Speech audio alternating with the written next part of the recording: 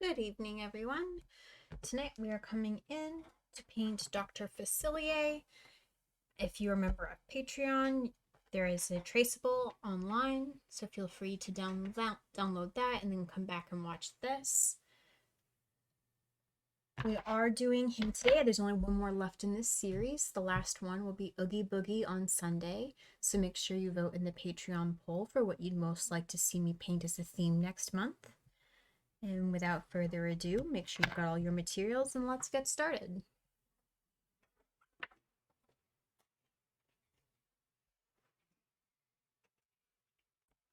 I'm going to put my background in first, and then I'm going to go paint over it from the other. And I'm doing my background in sort of a medium purple, a violet,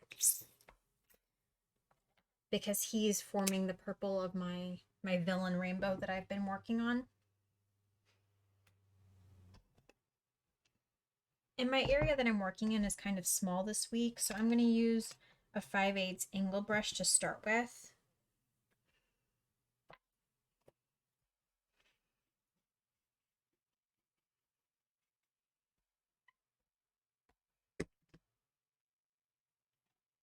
And remember that purple is sort of an opaque color.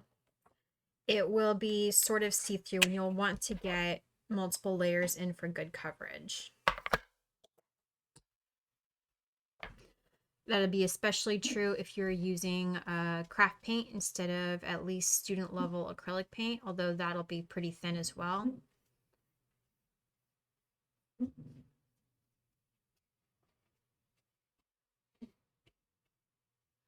And you'll definitely see your brush strokes, so definitely kind of plan for how you want the texture of your background to be. I'm going to turn it sideways because I want to make sure that I also, do the side to continue that look from the canvas, since I do not frame my artwork. I prefer this gallery wrapped continuation of my painting.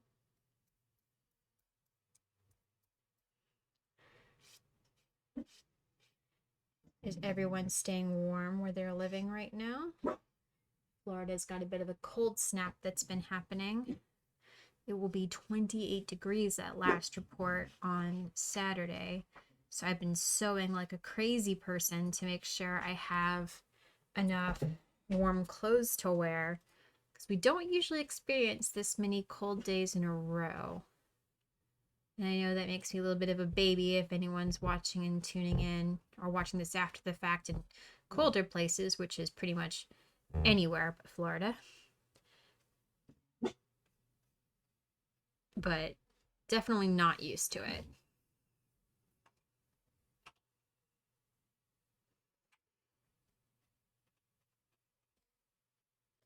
And remember, when we're putting this in for the very first layer, this is more about blocking our color than complete accuracy and trying to make it look amazing on the first go around. That's not our goal here. Our goal here is to get our colors in. If you're not doing, a villain rainbow like I am, you might use red as a good background color for him as well, since it kind of appears in the brim of his hat. Or you might just choose flat black as a complementary color that works well with his color scheme.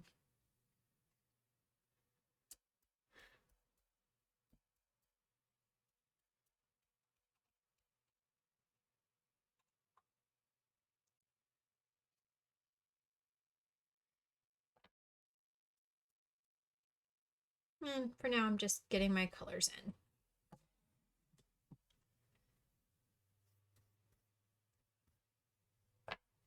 I was reading some articles the other day that said that he is one of the most popular villains, and he's a great villain to love to hate. He's not quite as menacing, in my opinion, as Clayton, but he's pretty menacing. He's pretty vindictive. He's also one of the most greedy of villains. I mean, you could make the argument that Prince John from Robin Hood is greedier, since literally all he cares about is money. But he's such a whiny, wimpy villain. It's kind of hard to like put him in the same caliber. He doesn't have the same amount of malice as Dr. Facilier, who absolutely abhors, the wealthy man in this film. What did they call him? The King of the Bayou or something such. Big Daddy LaBeouf. There we go.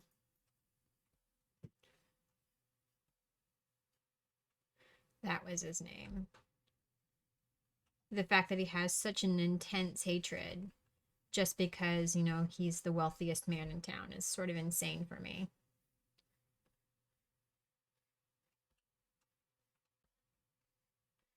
It does make me wonder about the quote royal on his mother's side though, with the shrunken head bit. Like I wonder if he's implying that his royalty maybe in,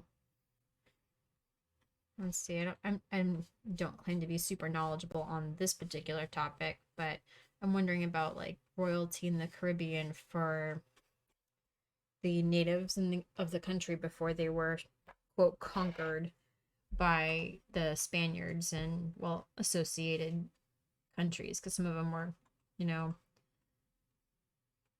English and some of them were French and some of them were Dutch. The Dutch were very active in conquest in the Caribbean as well. It wasn't just Spain. Plenty of guilty parties in that regard to imperialism. That would be the history major in me talking. I had got my degree in history from UCF. I don't get to use it very often. I don't think about it too very much anymore. It's not a very active part of my life, but I do enjoy historical films and especially historical drama and fashion.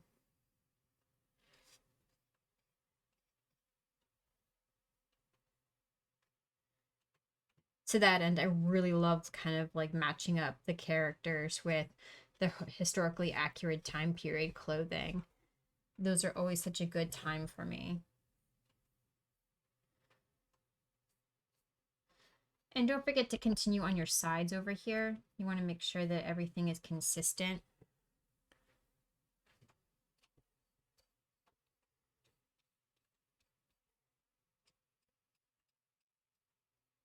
And another layer will go in. Don't feel like you have to have perfect coverage on the first go. You're going to have several layers.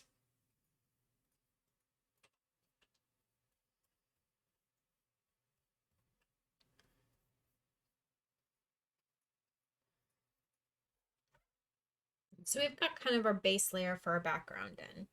Again, it doesn't have to be perfect. We're just putting in the color for right now. So I'm going to rinse off my brush.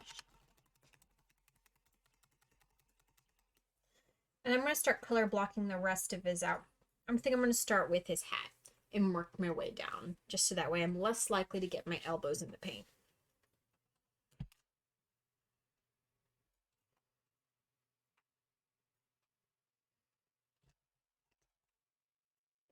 And for that means we're going to be starting with black.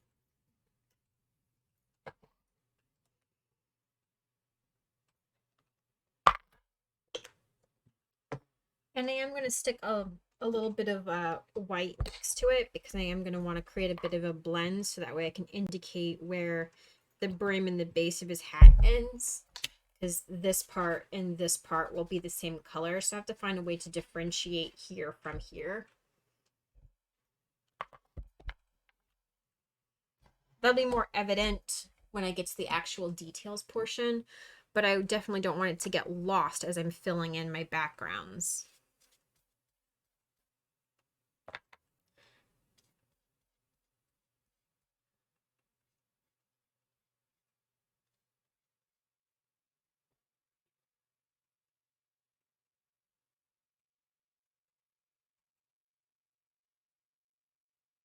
Into that, I'm going to stick just the tiniest dot of white kind of in here.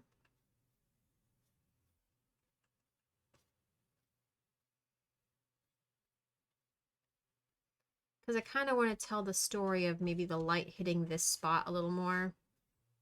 So that way when I stick in the rest of the black here, it doesn't immediately blend.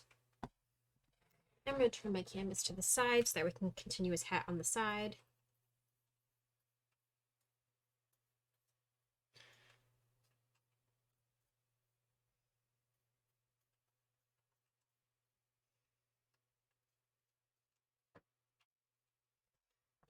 And then turn it back around to the front for you.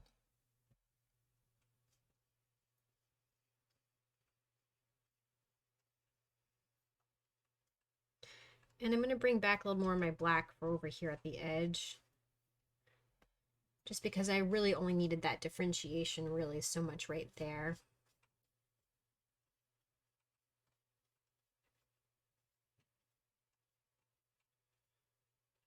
And having achieved it, I'm going to go ahead and fill in the rest of his hat.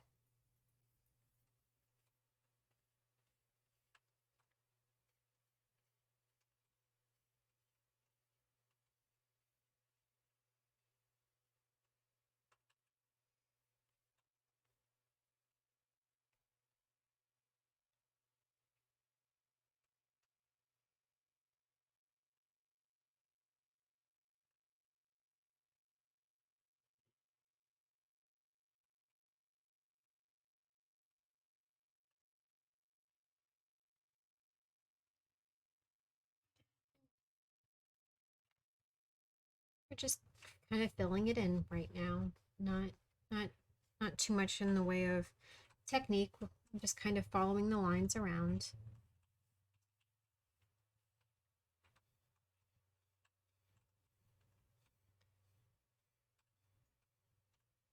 I didn't play the newest Kingdom Hearts game, but I wonder if in the next, part of the franchise, if they'll start including Dr. Facilier in with the villains. Kind of feel like they have to. He's such a popular character.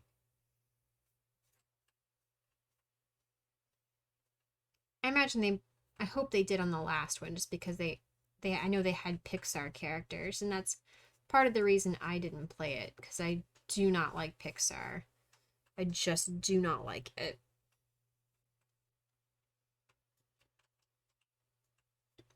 Kind of hardcore on what I think counts as Disney, and Pixar just isn't part of it for me. And I'm putting a little bit of my gray over here, again, for kind of shaping off the hat. So when I stick the black in here, it's not quite so startling. But I am also going to kind of thicken this out a little bit so it matches on the other side. There. All right, I'm going to rinse off my brush.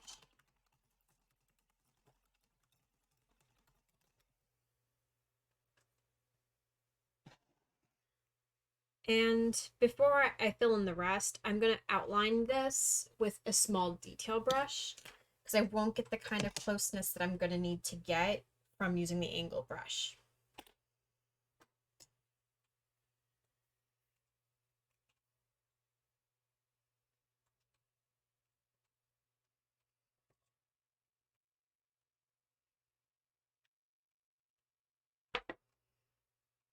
And I'm going to flip it upside down, just so I don't tempt myself and get my wrist down in my paint.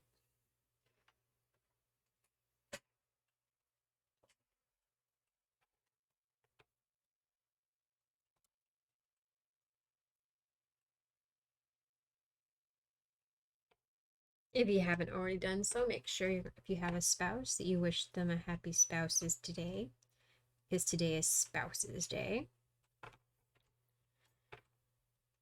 Tomorrow is Holocaust Remembrance Day.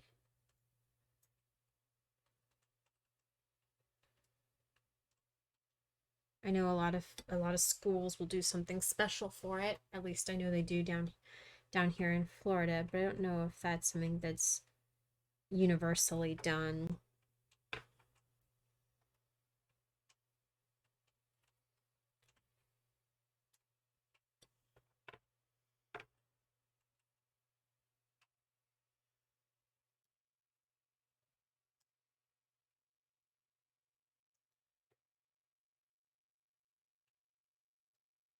I want to put positive vibes out there. I know that there are folks that are going through medical things right now, hoping that everyone is safe and being as safe as they can be.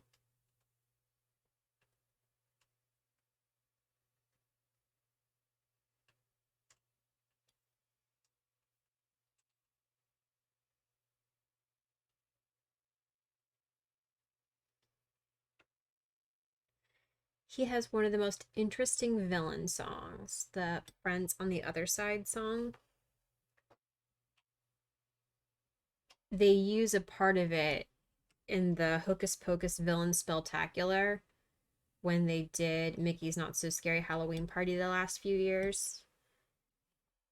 I'm bummed that they didn't bring it back this last year. It was more of like an after hours event, and it didn't have the amazing parade or the amazing fireworks or even the stage show. I mean, I know that they've been doing all of this because of what's been going on in the world right now, but if they were going to bother to have a Halloween event at all, I mean, there should have been more involved. It was so much more expensive than it used to be, and there were virtually no benefits, and that's kind of incredibly sad for me because Halloween is my favorite day of the year.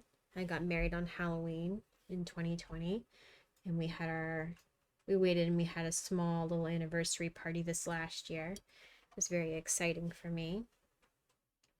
I made my own reception dress. It was frightfully fun. But Mickey's Not So Scary Halloween Party was something that was an annual ritual for me. I went every year. And it's just been really sad for me that it has been changed and it has changed so much, and I don't know that, they're ever going to bring it back to the way that I remember it. Like, I have all of the soundtrack for the parade memorized, even down to Henrietta's clucking. I can cluck in time with Henrietta. And that is so, well, sad. We'll go with that first, but it's such a great thing. And then with, the Headless Horseman riding, and they used to have him ride fast down the center, and it was as if he was, coming to collect a head, but they've even, done away with that where it's now like a slow trot. I mean, yeah, it's more easy to photograph, but it just doesn't have the same meaning attached to it. And that's it's just not as fun.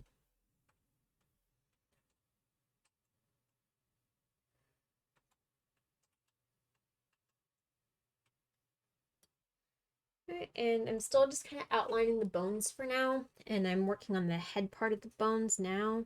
It's gonna take me a minute just because there's a lot of little details, and I don't really want to mix them up or get them messed up too badly. I still want this to be identifiable as to what it is.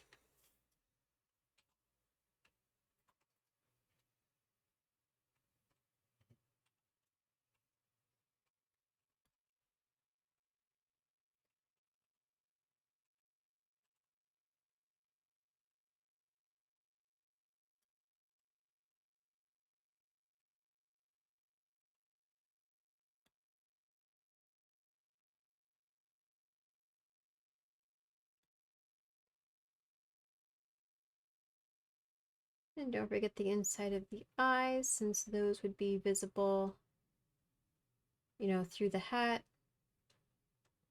Want to make sure you fill them in.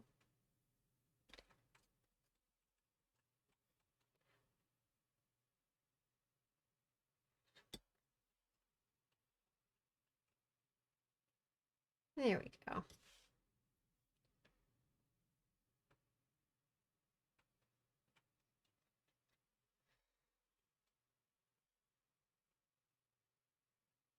And I'll be able to switch over to a bigger brush here pretty soon. I'm just finishing up around this close part of the skull, and then I'll switch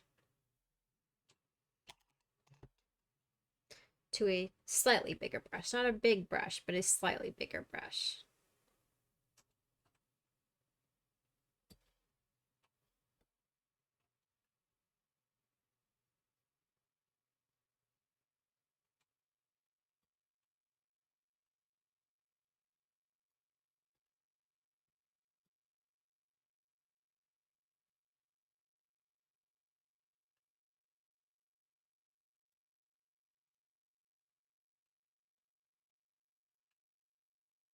If you were to rank Dr. Facilier in terms of a villain, where would you rank him? On like a 1 to 10. 1 being, you know, the wimpiest villain ever, and 10 being the most fearsome. I think I'd probably put him at about an 8, at least on like a fear scale.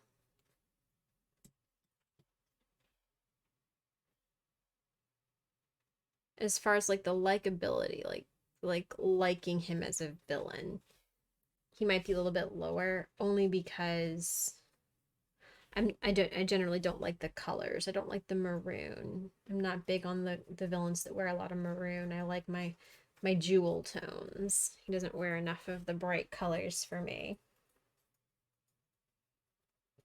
Although I sewed an amazing bound for him. I think it was either March or February last year, and that was really cool. But only because the tablecloth that I had used was just that amazing. Like it had that much texture. It was that interesting. It wasn't like a flat maroon. It was really thick and heavy, and honestly really good for this cold weather we've been having too.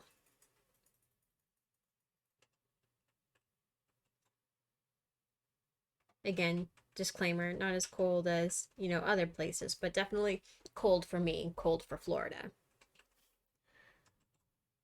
Comparatively speaking, you know, against typical Florida weather, it's cold.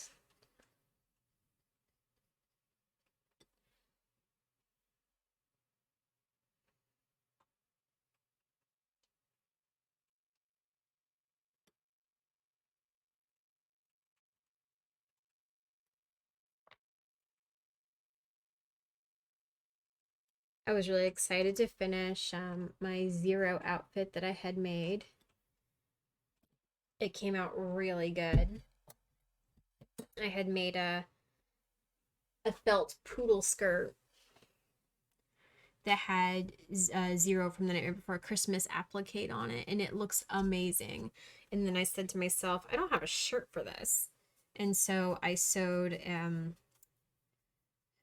a black and white striped knit top to go with it. It had like a mock turtleneck to it. It's one of the Gertie's charm patterns. And then after that, I was like, it's still not done. It needs accessories. So I made like a gray sweater vest that goes over it, and this really fun like orange beret. And I had some leftover of the striped fabrics. I made a little pom pom for the beret too, and it just came out amazing. All right, and I'm gonna touch up my inside of my skulls a little bit, my bones, with my white that I've got here, just because I don't want like my water pencil line to be really visible. I want to make sure that the lines are really clean and kind of disguised. So I'm just gonna touch that up real fast.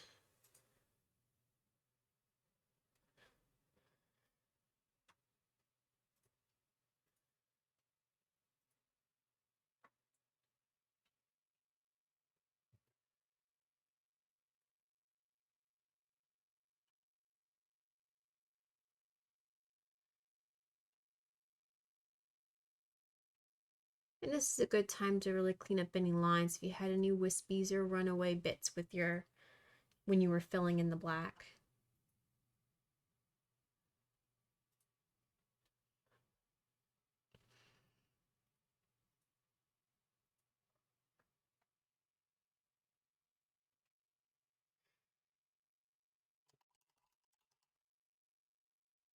I'm going to clean this line up too, because when I do put the red in later, I don't want that line to be dirty and muddied up. Because red is an opaque color when you put it down. So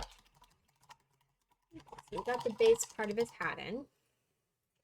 And the red that kind of goes in there is a really sort of like a really bright crimson. So I'm going to use Naphthol Crimson to put in the base.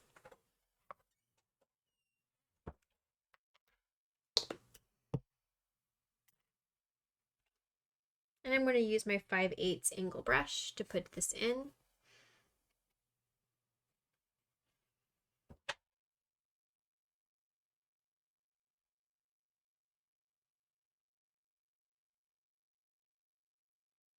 You could also use cadmium red hue if you didn't have this shade. Cadmium red hue would be a good choice. You were just looking for a shade of red that's on the brighter side of the spectrum.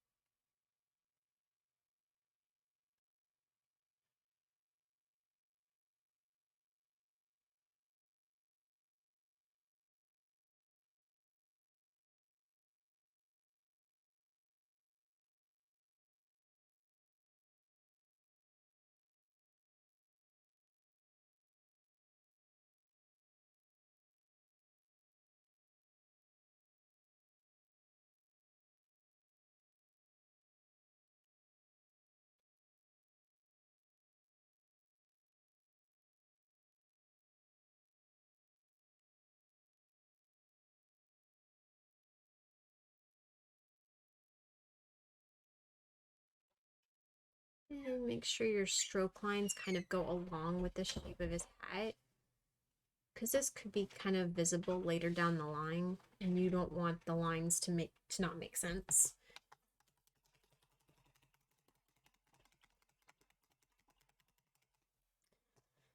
All right, the next thing that we're going to put in is sort of this soft kind of pinky light purple part of his scepter.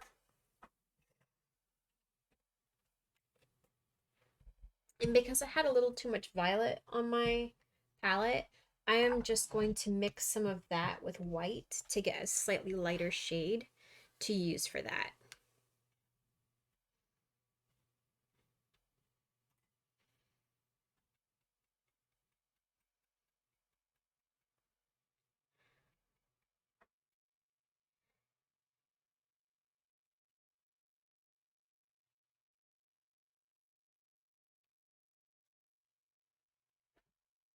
And I'm going to kind of mix in a little bit of my red to give it a slightly pinky hue.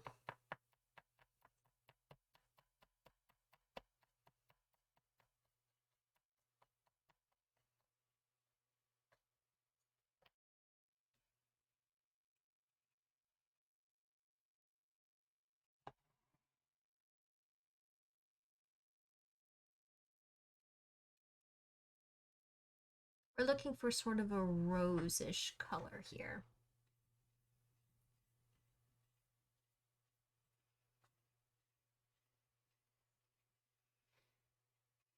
And your brush strokes will kind of matter here, so you do want to kind of keep them going in a circular motion.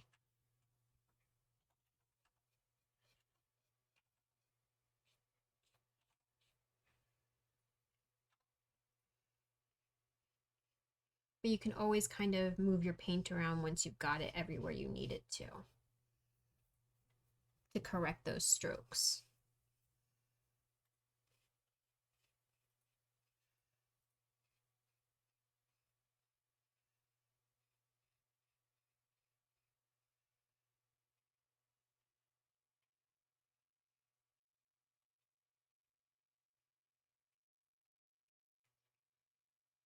So we've kind of got our base layer in there.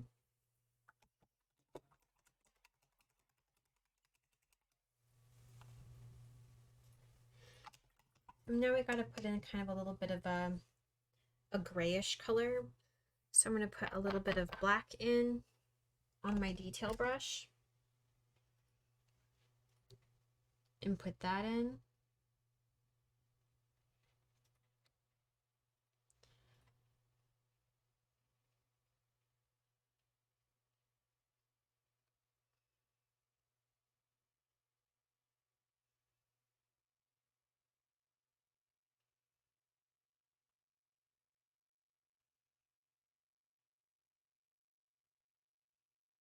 And then I'm going to add just a little bit of white on my detail brush and kind of work it into the color.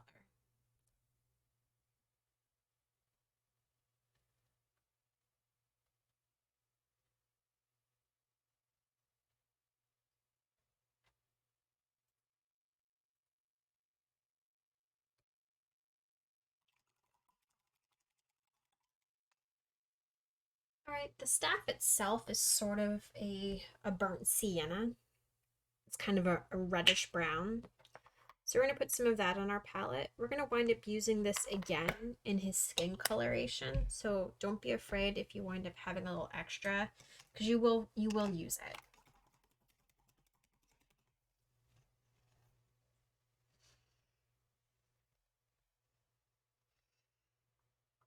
And I'm using my angle brush for this because I kind of want that straight line.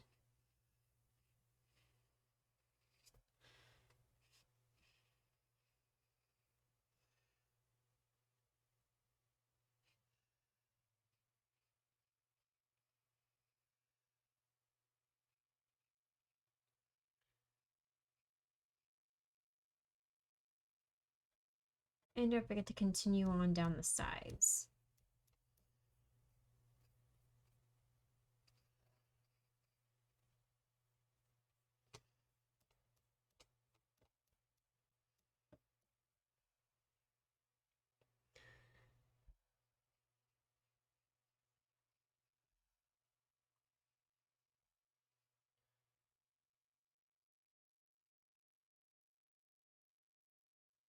So that's kind of that color block in there.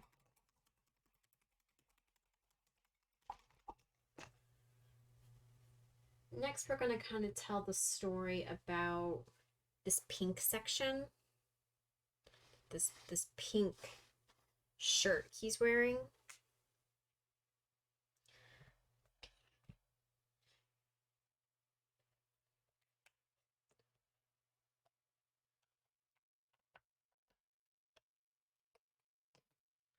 I'm going to mix a little bit of pink and purple together. This is kind of a weird magenta shade. So I've got pink here, and I'm going to put that up here. And then I'm going to take kind of the color I used for the scepter and mix that in to kind of mute it. Because it's a little too vibrant all on its own.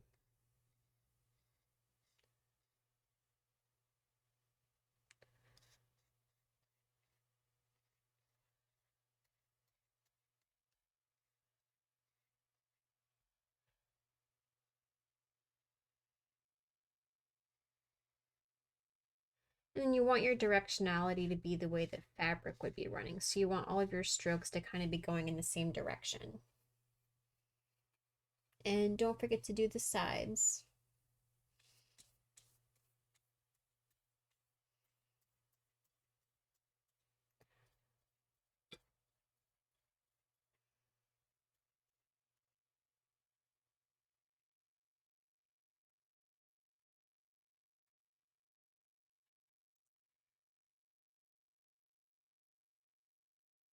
And again, I'm just using the flat side of the brush to do a lot of the heavy lifting for these lines for me.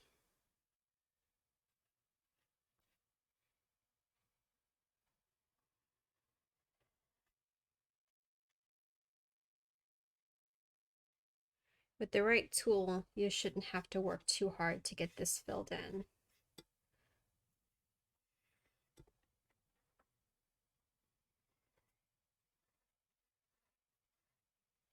And I'm going to take some of that mixture and add that on top here to kind of mute the color a little bit, because it is a little more vibrant than what we're needing.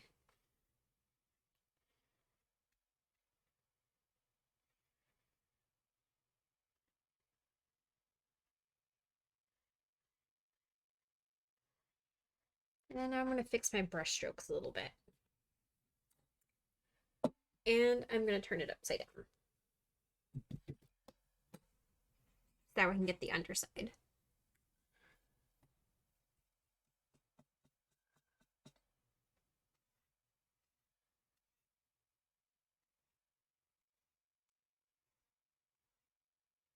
And this part here is sort of where the jacket kind of crosses over, and it's the other side of it.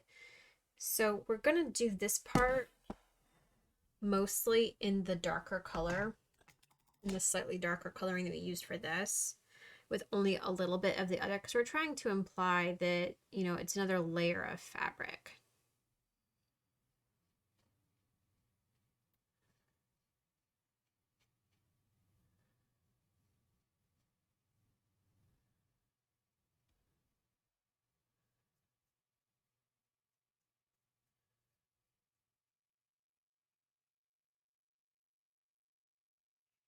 And then I'm going to go back and add a little bit of that pink in there.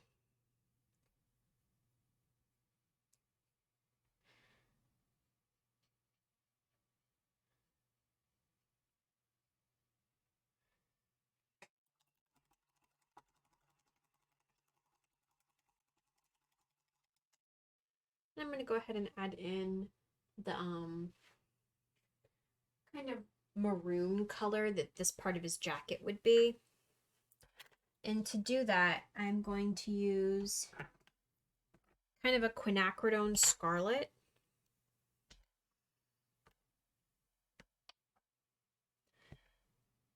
To get that shade.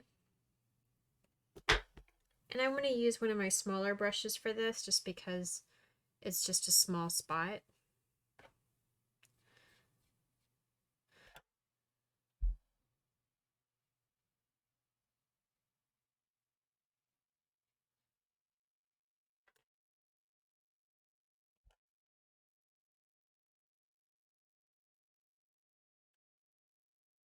And then over on the side.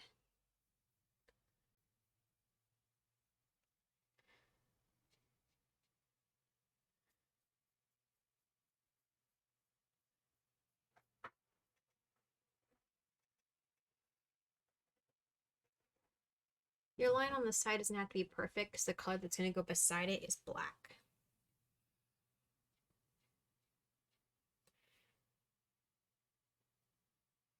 And we're going to go over it with a little bit of that shade that we mixed for the scepter because we need to mute it a little bit. It's a little too vibrant.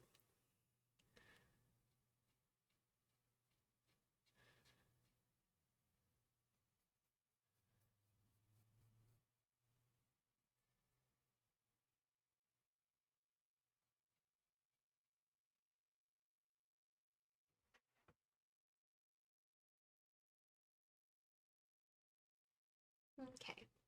And we'll go ahead and we'll add it the same shade over on the other side for the other part of his coat.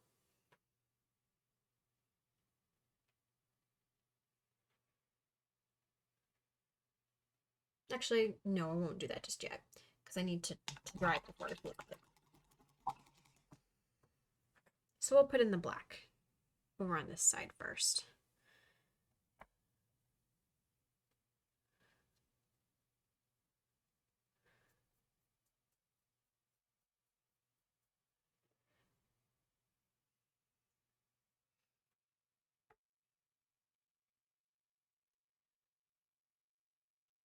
I'm very proud of myself. I haven't put my wrist down in my paint yet tonight, but I know I'm going to blow it here pretty soon.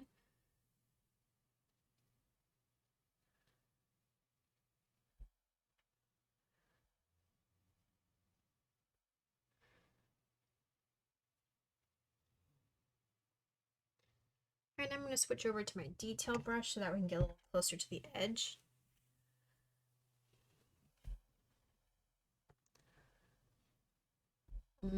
Actually, I have to dry before I can go any further.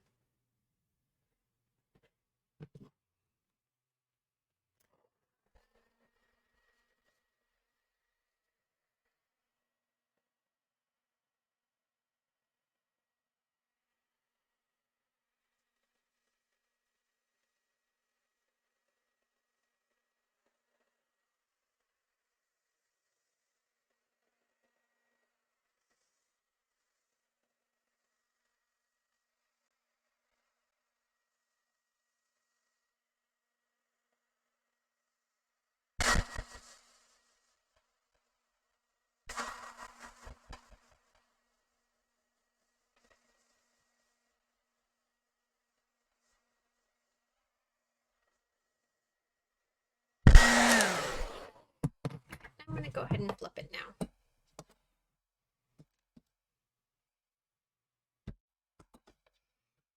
And I'm going to go back into filling the rest of my black on his shoulder.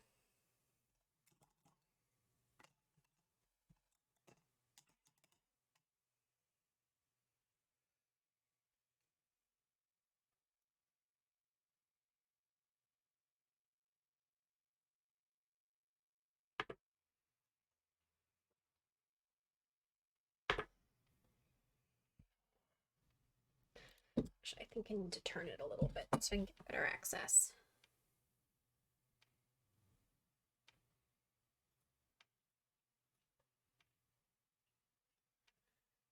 I need to put a little more purple or a little more black on my palette. I'm out of black. I try to only put what I know I'm going to use on my palette because I do not like to waste paint, and I will try to find a way to use all of it that I put on my palette. And so by conserving it, I find myself not overworking my paintings as much.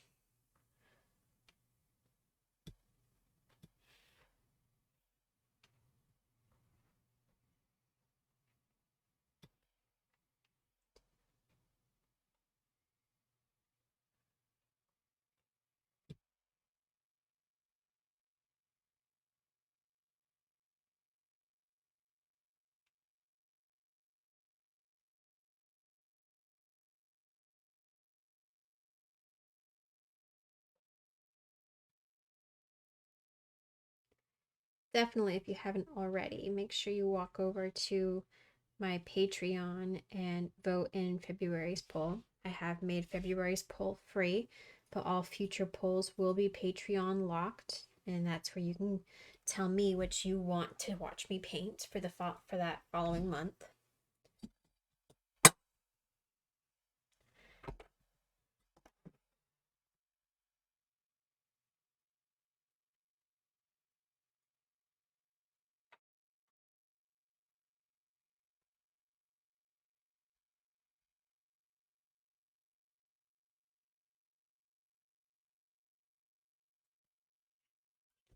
I think at last count, the ones that were most winning were vintage sewing patterns and vintage Valentine.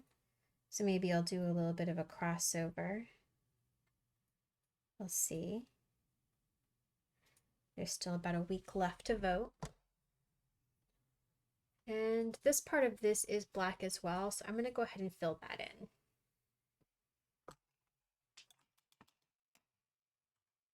And I'm going to start with my number 1 brush and then move over.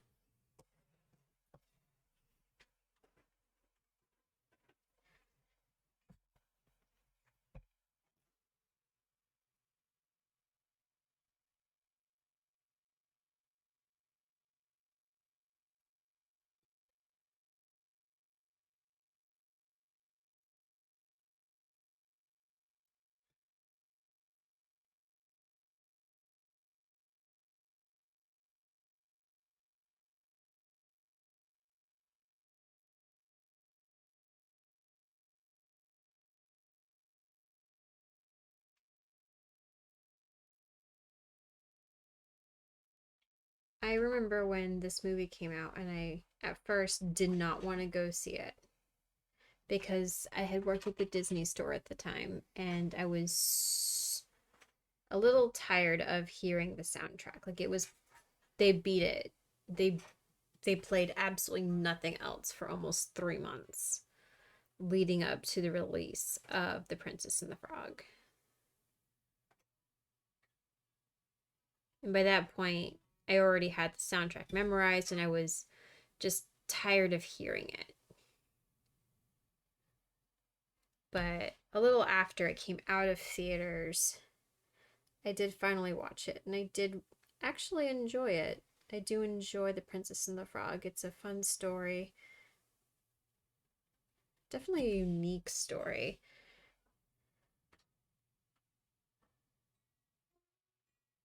And I love Mama Oat. She's so fun. Although I always feel bad for her poor snake. I'm going to flip it real quick so that we can get the bottom side of my vest here, of his jacket collar.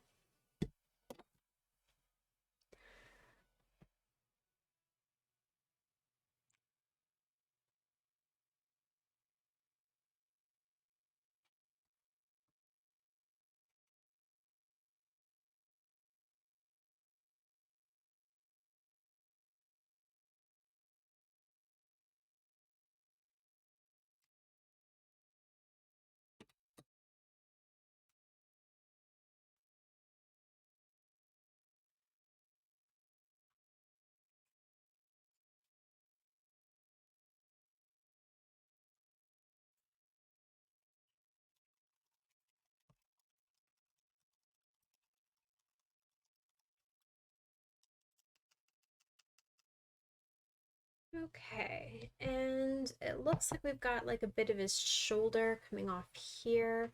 So we're gonna go ahead and start filling in this color over there now.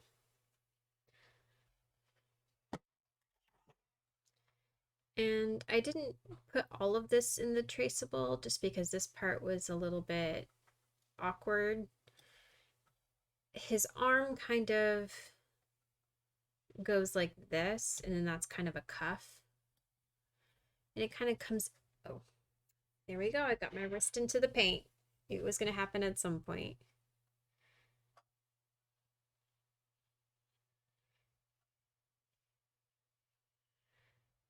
And there's sort of a gap of sorts. It isn't like super visible that comes up like this.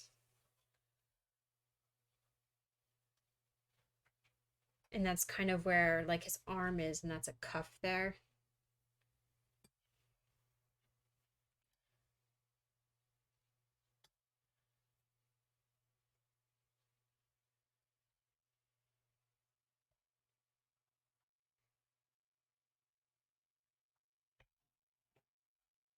And you're kind of going to make like a small like armpit bit going down this way.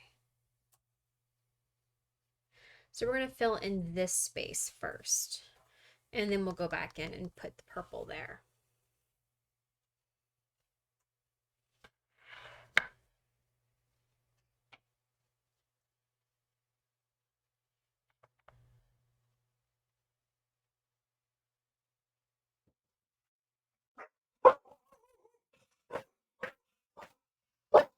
My dog has my warning system. They let me know whenever anyone is at the door. I'm guessing we had a package or something delivered, being that, well, she's been alerted.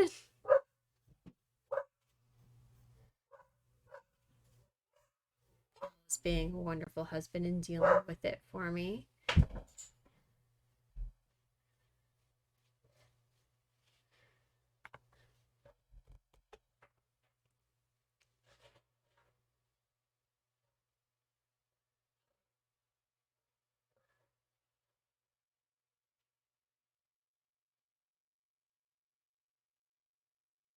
I think he had ordered something on, I think it was some kind of a speaker thing he was getting for his streaming setup, so that way he could play guitar on his channel.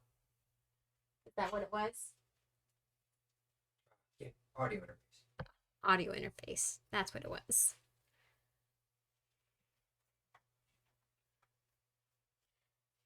So if you like listening to guitar and watching Halo at the same time kind of deal, you should check out my husband's stream.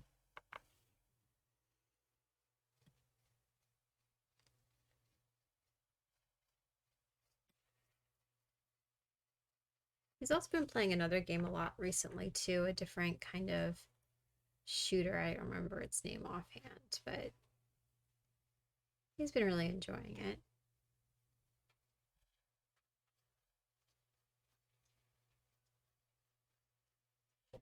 And we're almost done kind of filling this in, but remember, we're going to go over it to kind of darken it up because this is way too vibrant.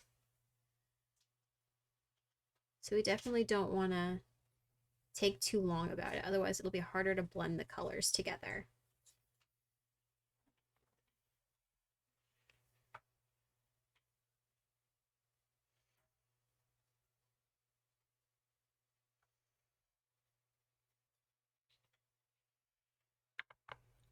And for that, I'm going to flip it over so that we can get access to the bottom.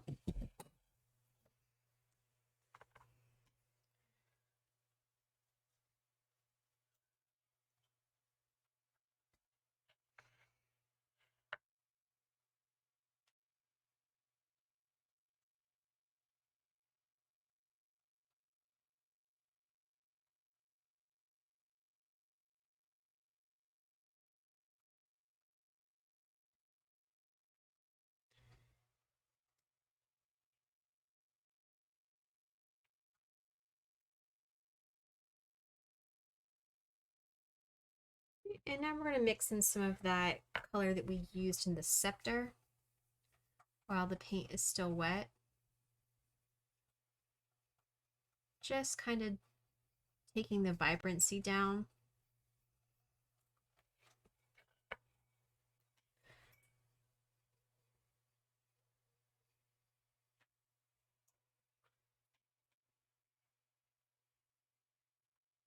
Making it more of a kind of a plum maroon.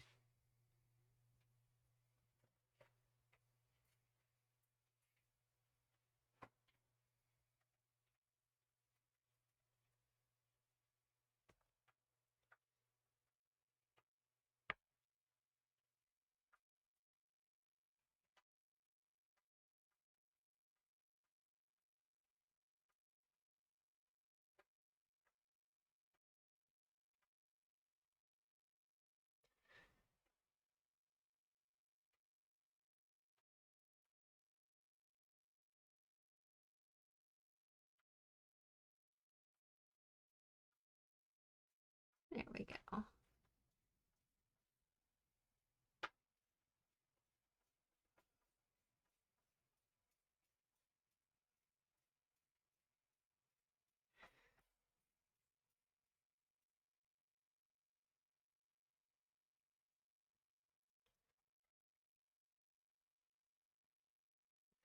And I think I'm going to take just the tiniest bit of purple and smooth that in too, just to darken it back up a little.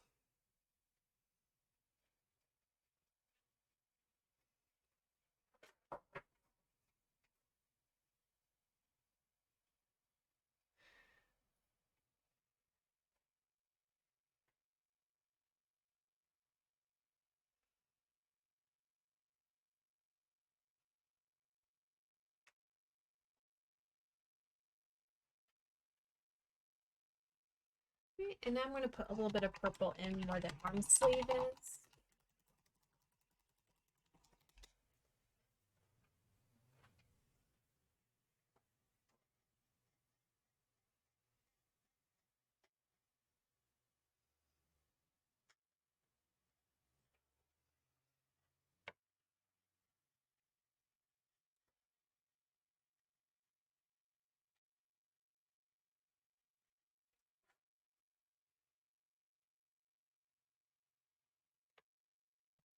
Just kind of getting it in there.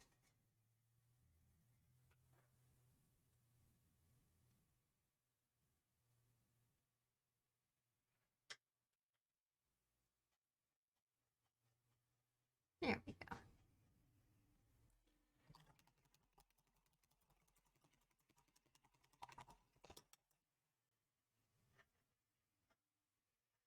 And then this part will be kind of his hand. So we're going to fill in over here purple as well. Because his hand's kind of reaching off into the corner.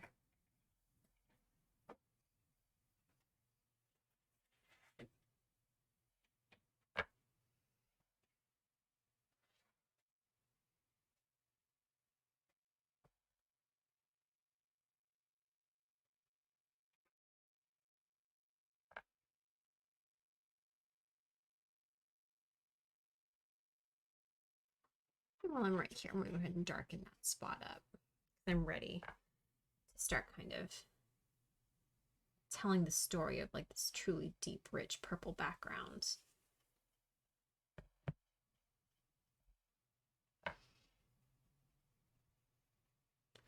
With purple, the more layers you put down, the less opaque it finally becomes. So if you want to get something super rich purple, you usually have to do a couple of layers. And I want this super rich purple.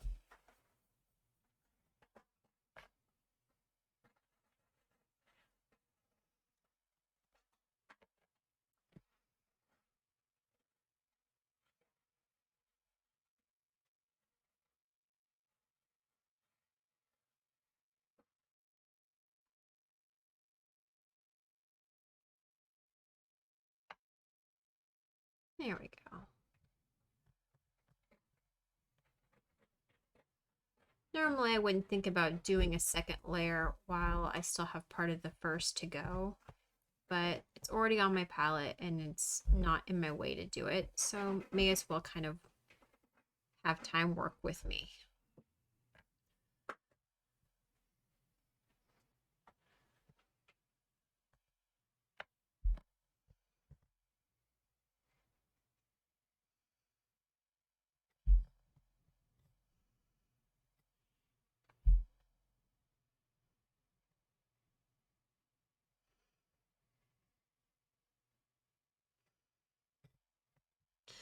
And I'm going to flip it over.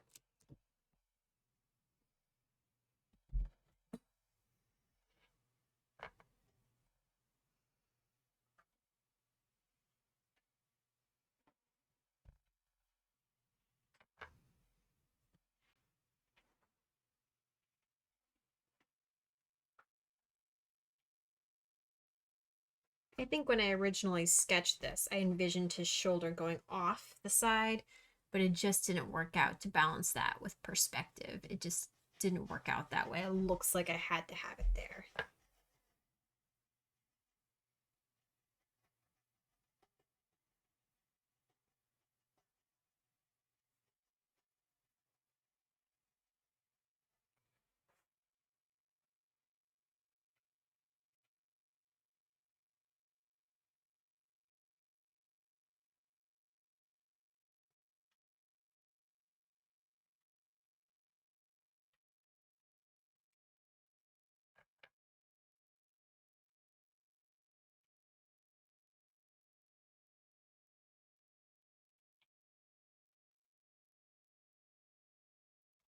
Okay, and I'm going to rinse off.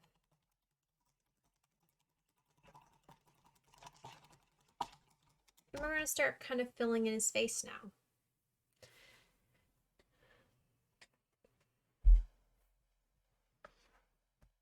A lot of this will be kind of a mix of burnt sienna and white.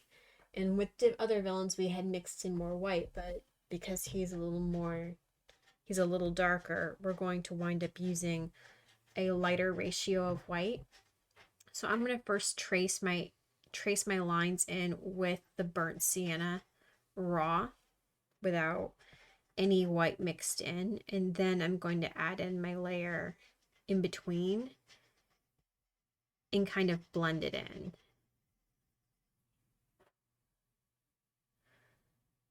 Because no one's face is like a solid color. Not a single solid color anyway.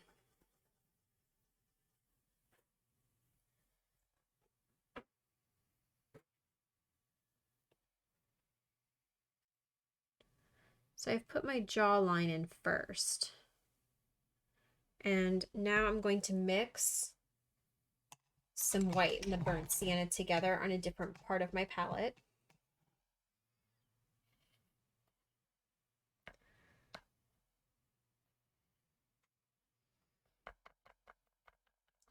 And create kind of a, we'll go with like a milk chocolate kind of color.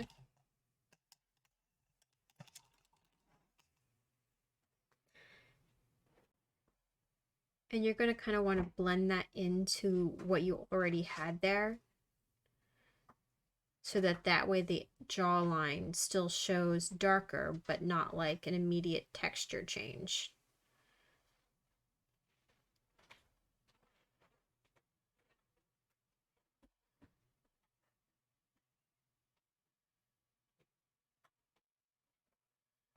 We're going to go all the way up to where like this lip line is. And you'll want your brush strokes to follow the jawline.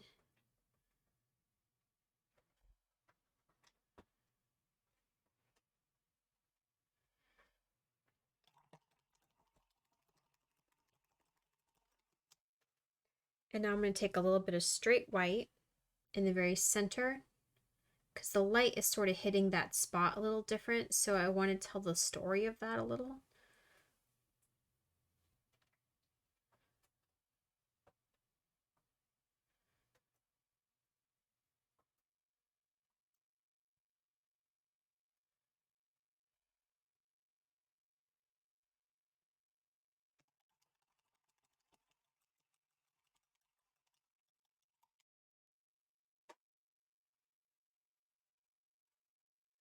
Okay, now his lip is sort of like a deeper shade of his the rest of his face. So I'm gonna put the plain burnt sienna on there, and then I might add a little bit of pink to it.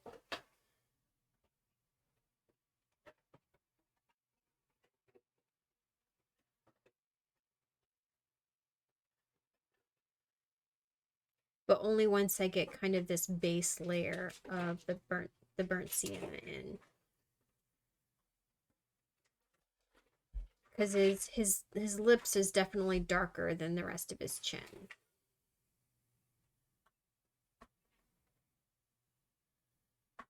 You want to be very careful not to invade your line for where your teeth are, because that right there is your bottom layer of your teeth.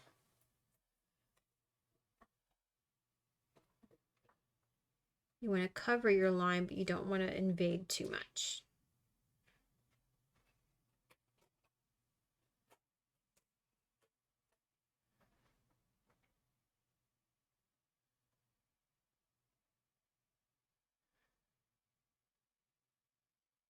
All right, and I'm going to take a little bit of pink, and I'm going to mix this in.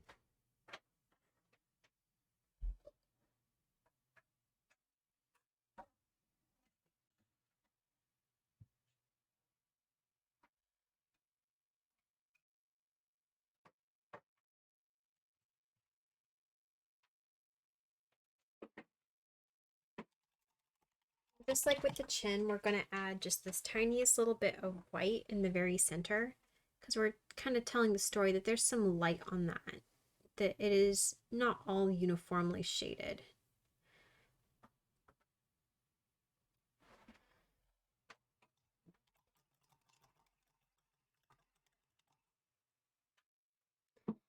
And the same kind of goes for up here. This bit is his upper lip.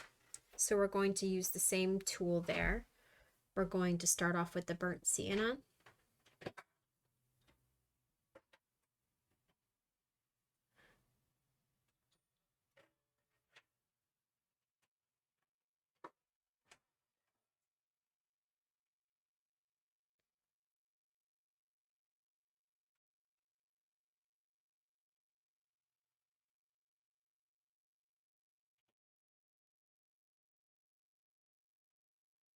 I guess that's kind of part of that line there, so we'll put it like that.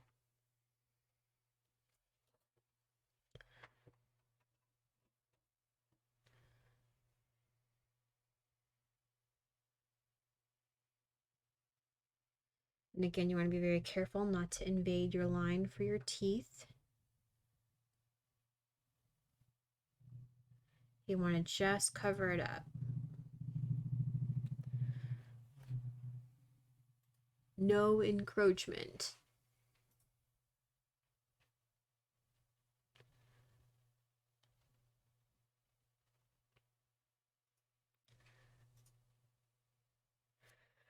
All right, and I'm going to add in a little bit of pink.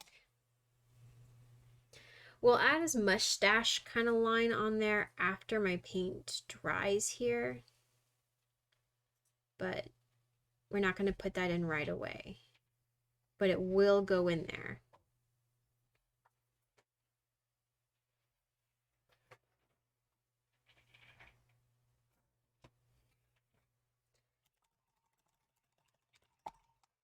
And for this spot, it looks like we've got a small bit of light touching kind of this corner here. So we're going to add a little bit of lightness there.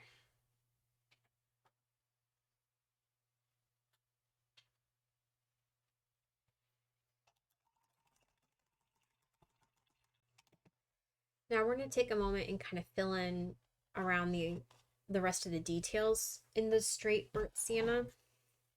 And then we'll go back in and kind of fill it with that lighter shade that we created when we were working on the jawline. We just don't want to lose track of where these face lines are, because he does have such a very specific angular face that if we didn't, ensure the details were there, it would no longer really be recognizable as him.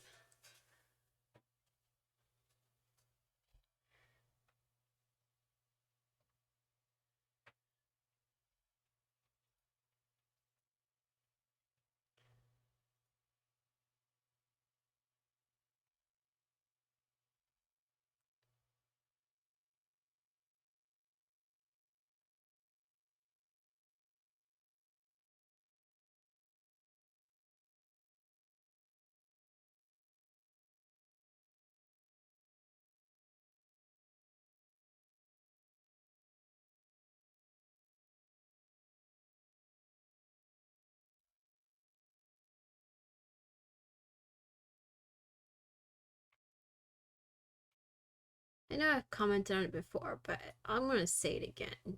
Disney's a hater when it comes to like villains and having baggy eyes. Like they always look so tired. Absolute haters. I'm gonna go ahead and outline where the ear is just because it will kind of get lost in the details if I don't.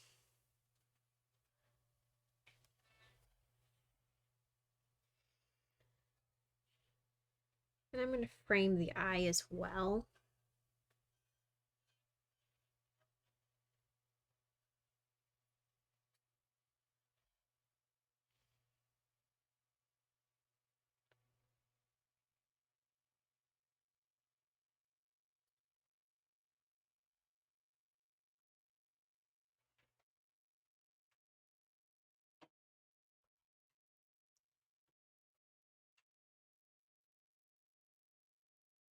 Okay. Now we're going to go ahead and start putting in the skin details. Oh, actually, should outline the side of his face too.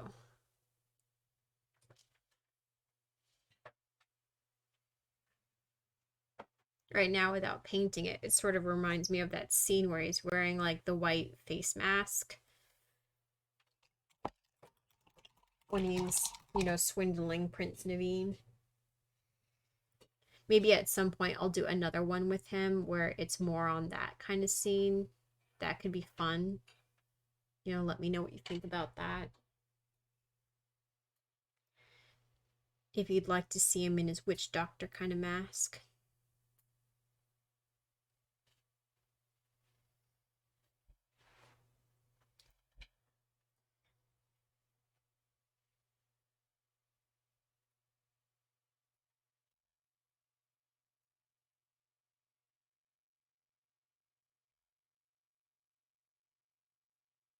Okay.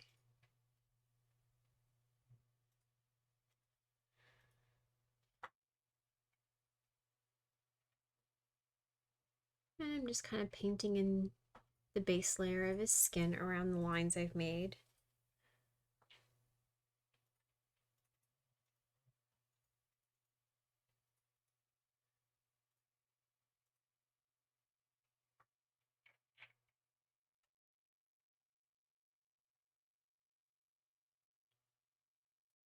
And I'm going to wind up going over those spots for those dark lines again.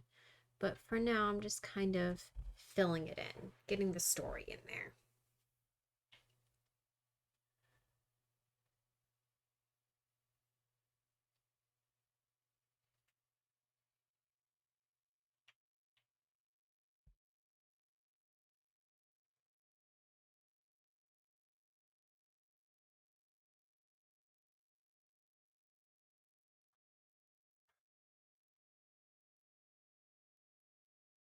Like I had a line that kind of disappeared there a little bit, so I'm going to paint it back in real quick.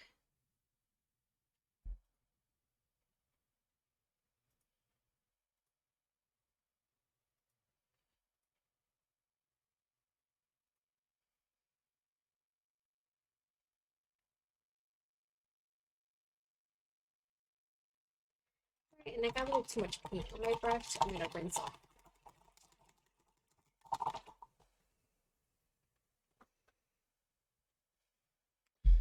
And continue going.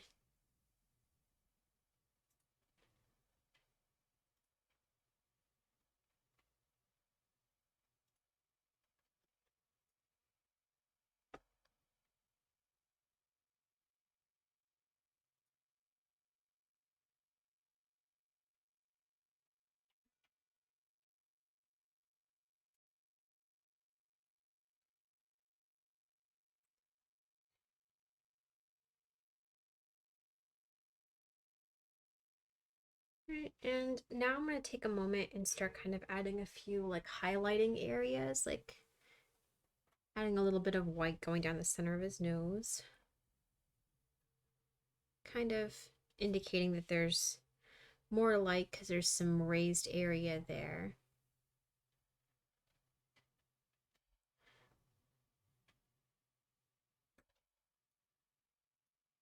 And a little over here on the cheek.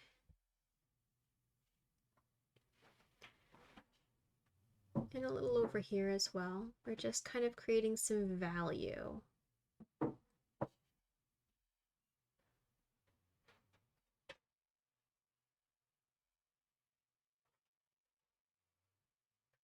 And we're going to add some more of this down here just because I feel like it kind of needs it.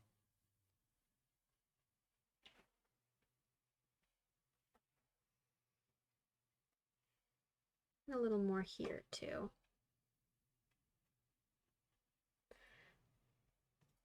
Put a little water on my brush so that way it blends a little better. Because that part of my paint has already dried. And put a little bit of the burnt sienna back because I took a little more out than I meant.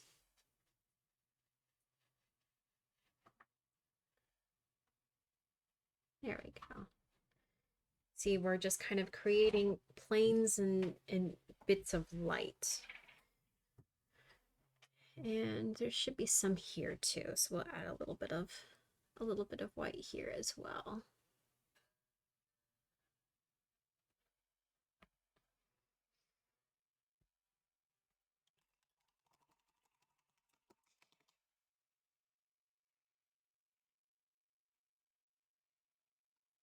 And filling in his ear.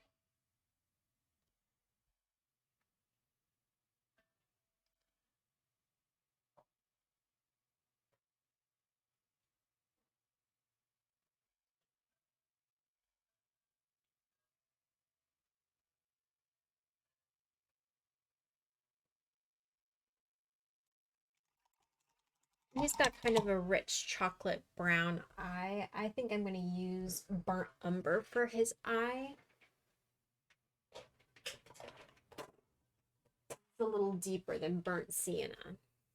And I'm going to use so little of it that I'm going to just use it right out of the cap here.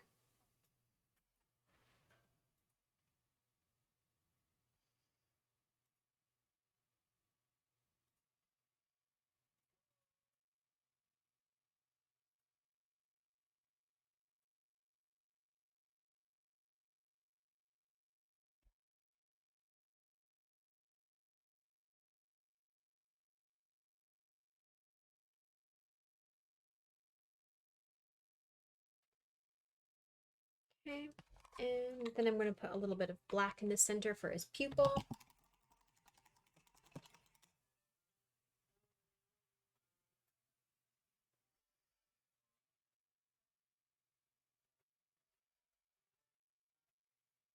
And a little over here as well. And because he's looking into something, he's looking into light, he's going to have just that little bit, that little dot of kind of light in his pupil. So we're going to indicate that.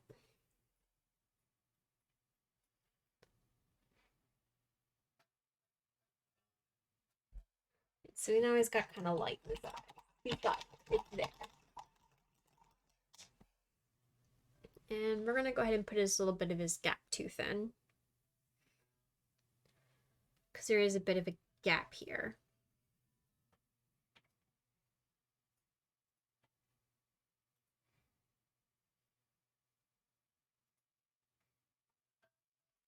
And we're going to use a little bit of gray to indicate the line from where his teeth are.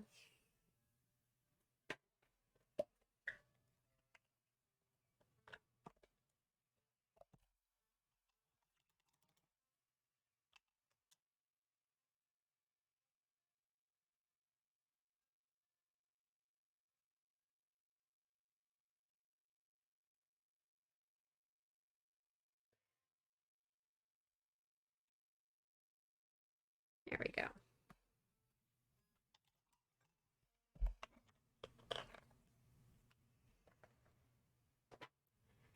We're going to clean up the kind of the lines around his eyes.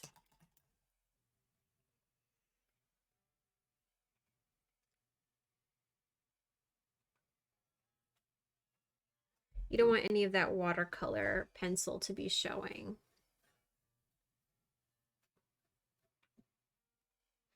And the same with kind of around his mouth. Clean up any lines.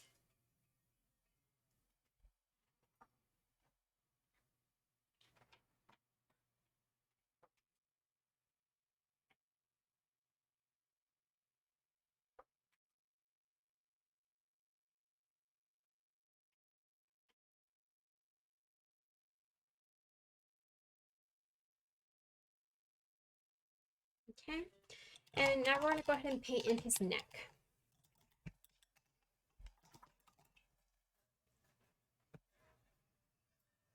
We're going to put in our straight brown sienna where kind of his neck is, the little necklines. Because at this point we're telling the story about how his neck is extended. Like it's being pushed forward. So there's going to be visible like muscle strain in the neck from that motion. And that is kind of indicated through these lines on his neck.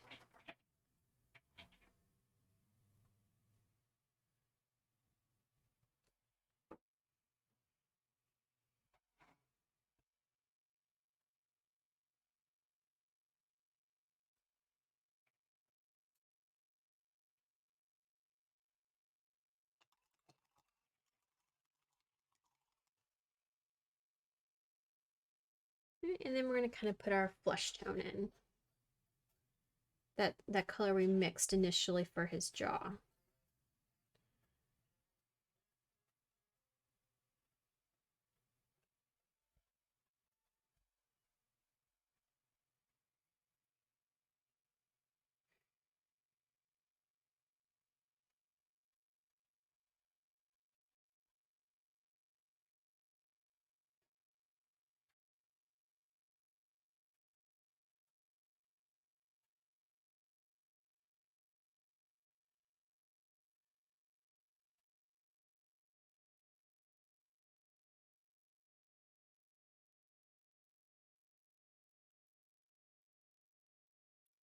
And remember with your brush strokes, you want it to make sense for the way that, your neck is shaped and formed.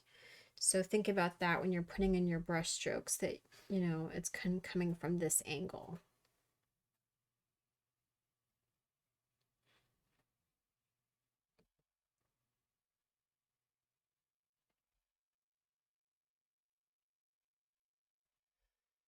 And I kind of lost my line a little bit there, so I'm going to go back in with my burnt sienna and kind of add it back in.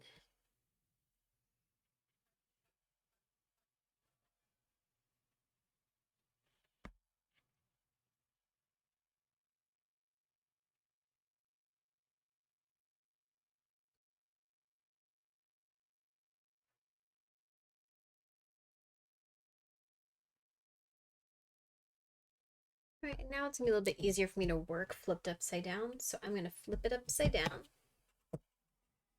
and continue on.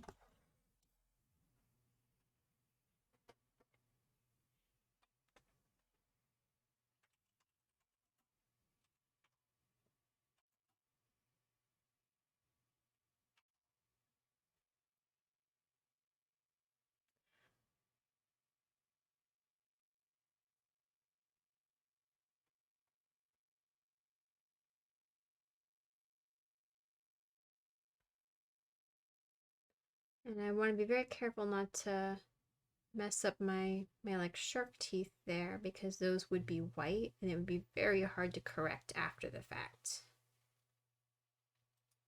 So definitely pay attention to where your lines are.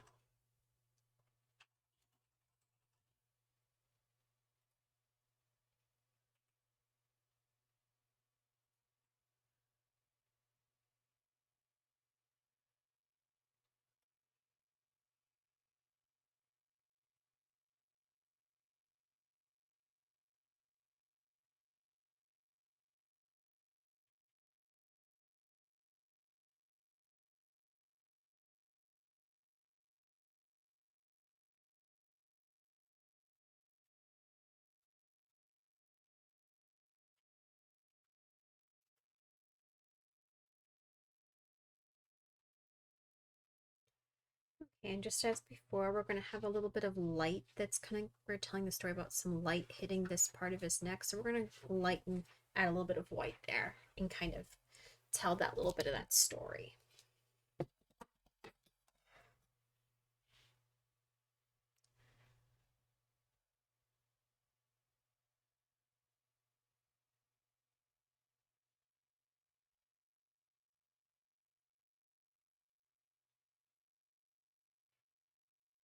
And a little bit more.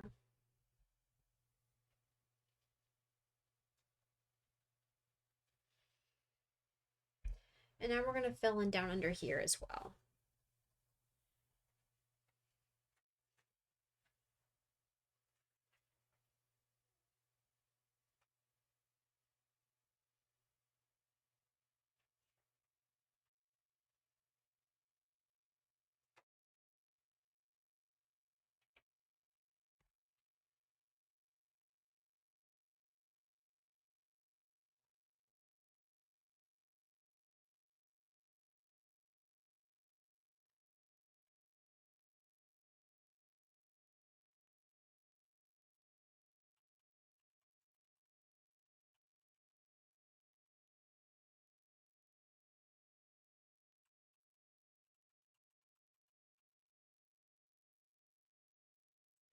I am loving how this is coming out.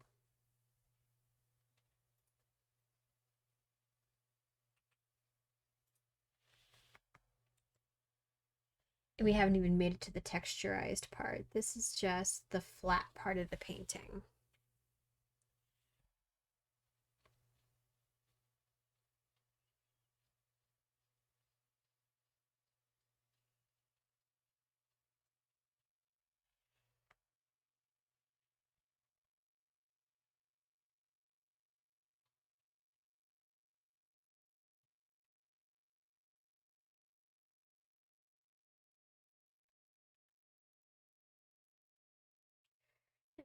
Continuing over on the side, because his chest kind of comes off onto the side.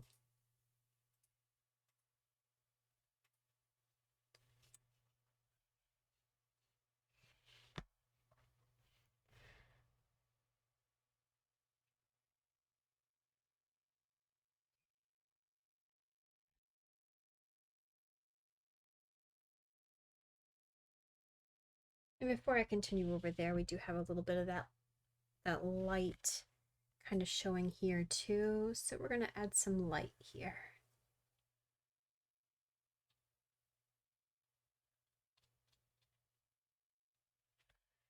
We're just kind of telling this story about some light hitting his chest.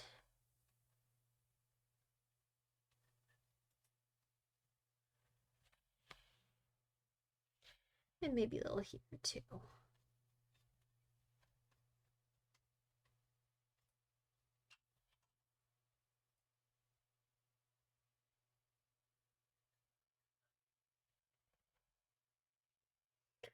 And now we're going to paint the last bit of his chest here, and then we'll do his hand off in the left corner.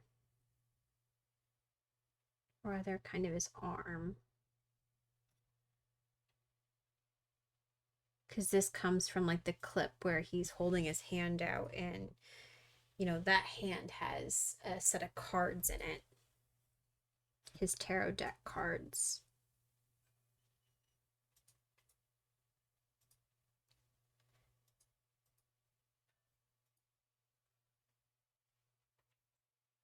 Well, I don't know if they're really tarot cards. They didn't really look like tarot cards, but his fortune cards, his fortune telling cards. However, which way you want to look at it. Or rather, misfortune telling cards is the case, maybe, I suppose.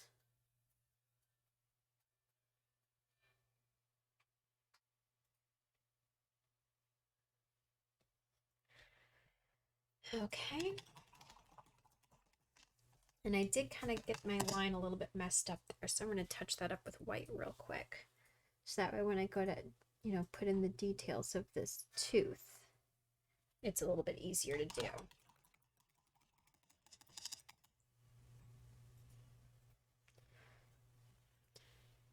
So I'm going to add back in where a little bit of my burnt sienna lines got a little lost. With my detail brush.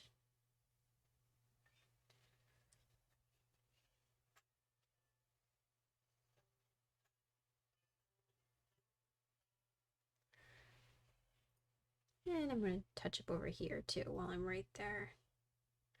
And while it's on my brush. There. And now I'm going to put black, I'm going to do his little necklace thing here real quick.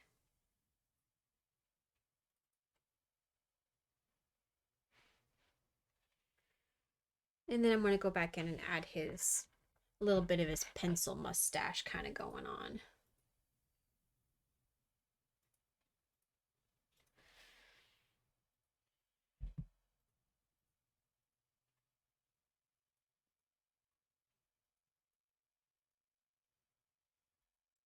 I see a couple of spots where I didn't quite get my good coverage with my black up here, so I'm going to touch that up while I'm right here. While I'm right on top of it.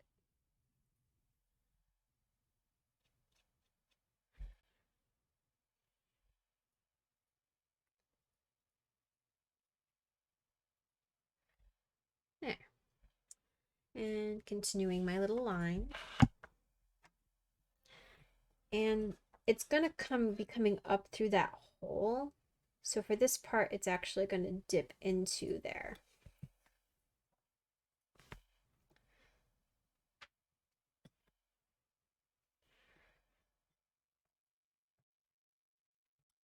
And the same for this. It's going to be going into a hole from here.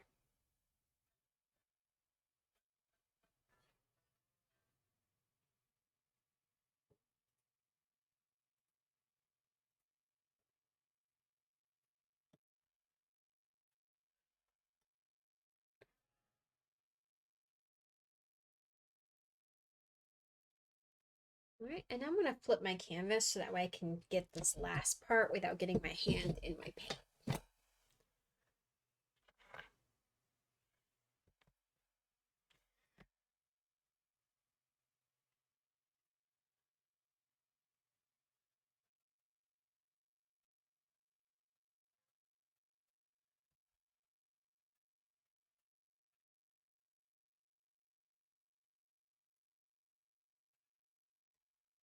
I posted a video earlier today in the Nightmare Before Christmas circle skirt I made.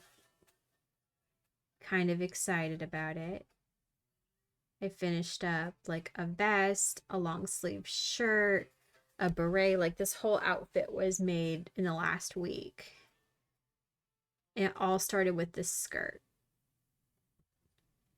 It is so awesome. I'm so proud of it.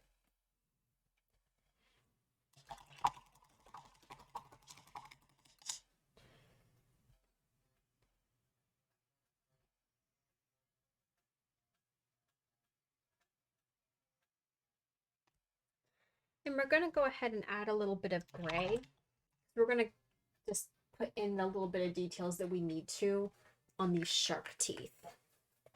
So we're going to outline them real quick and then add their little bit of a line down the center to indicate that there's some demarcation there. So we're just outlining it.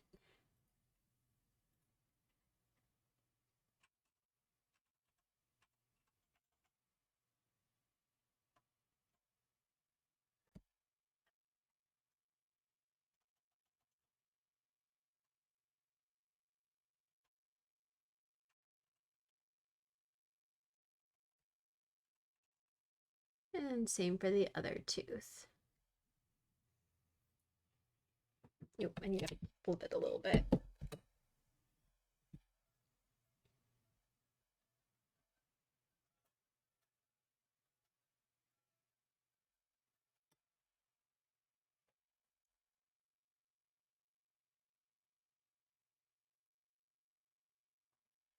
Right, and then the line down the center.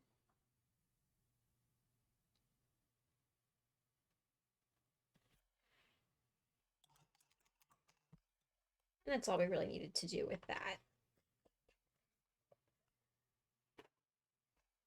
Now we're going to deal with his hand over here. And I'm going to dry my canvas before I start that section.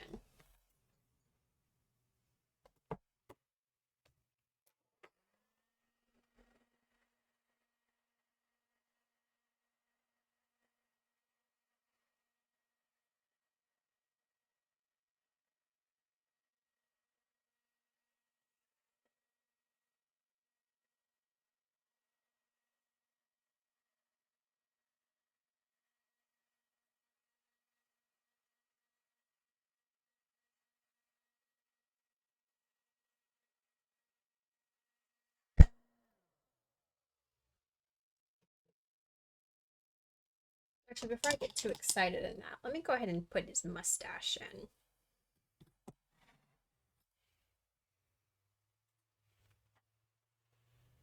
All right, so it kind of traces his upper lip and goes up into the corner of his mouth. So we're going to start here.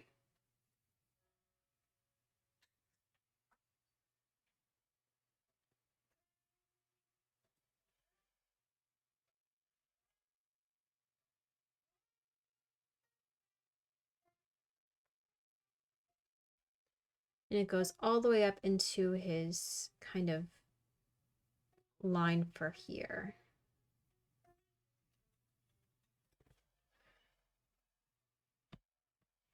And he's also got a little bit of an eyebrow up here that we're going to put in.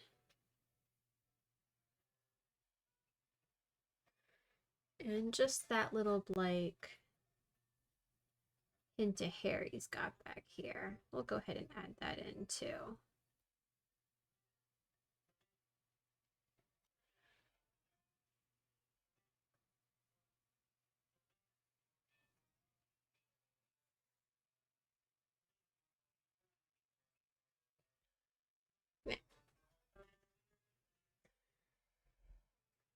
Right, and now for his hand. And I'm going to turn my canvas. Actually, probably work out better to do this so that way you get the underside. And we're saying that this is sort of like one of the lightest parts of his hand. So I'm going to wind up doing it, you know, the lightest part probably being there, and then this part being a little darker, because we're saying it's sort of like a shadow of where your wrist is. So I'm going to put my burnt sienna down for the line.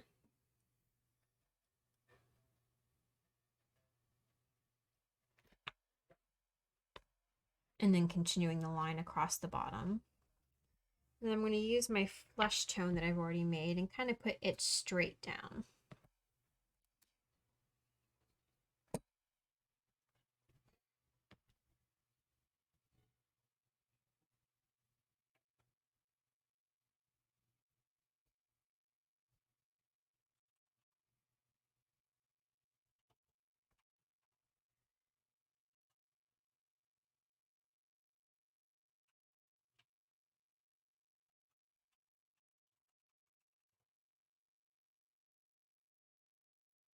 And we're just kind of filling this spot in.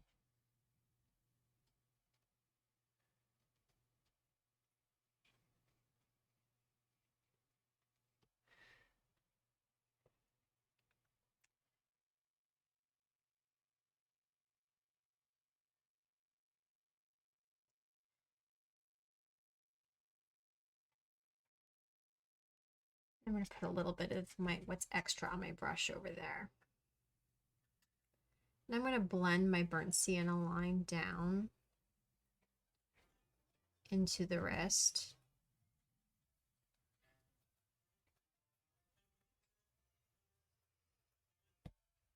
And I'm going to put a little bit of my burnt sienna up at the top of the wrist kind of line here too, so it's a little darker there as well.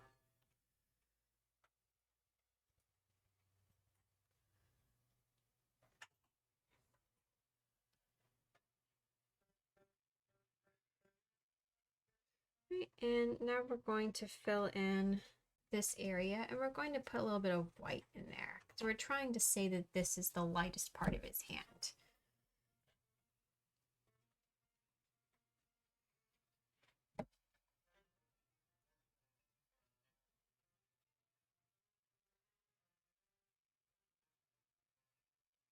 Because it's, you know, closest to the light, where it would be in the film, focusing on the cards that are in his hand.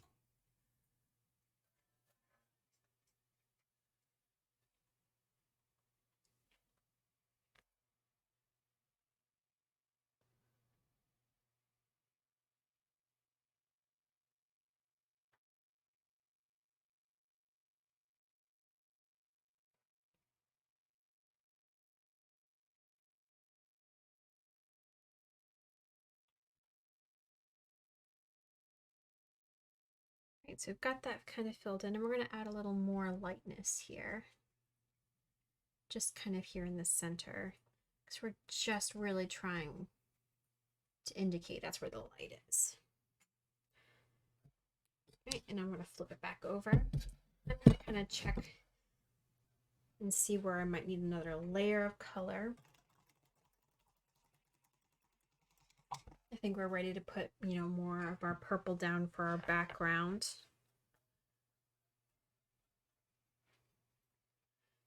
Still really, trying to work on building that rich color.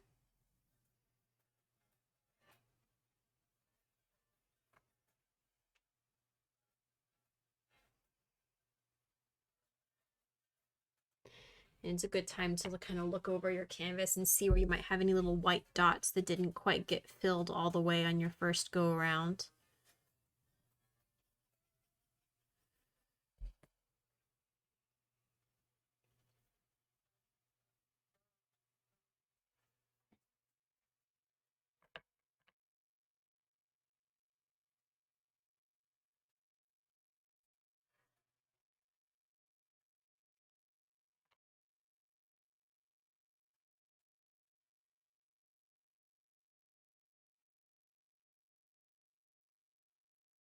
Right now I'm just kind of doing some cleanup, getting things kind of where I want to before I start putting my all of my dots and lines and dashes and all of my extra detail work. That kind of takes it from basic to wham. Because we're almost done with basic. Like in theory at this point, once you are happy with your tonation, you could call yourself done.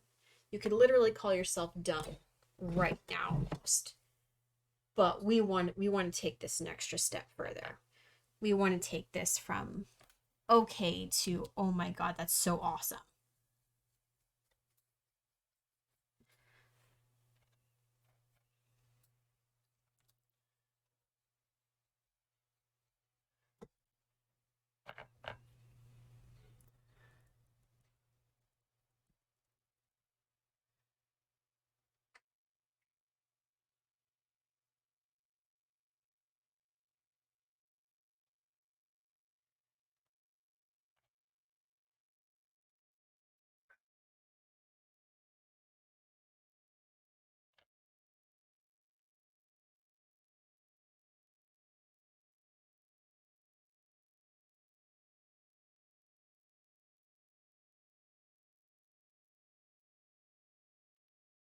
I need to put a little more paint on my palette, so I don't have quite enough purple to get the job done.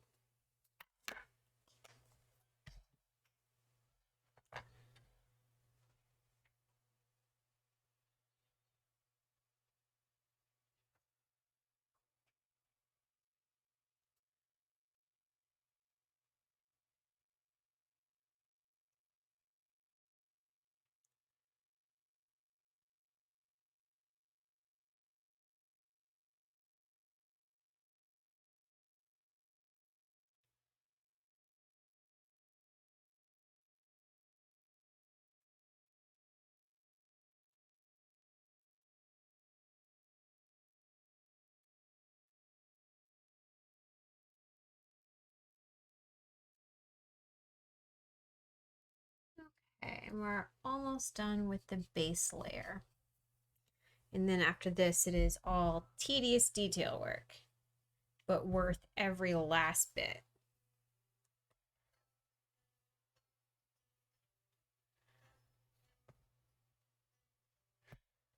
Okay, so I'm feeling pretty good about my background at this point. And I'm going to put another little layer of my red up here. I'm going to be strategic about it. I don't need to like do an overwhelming thought process behind it. We're just kind of getting a nice rich red.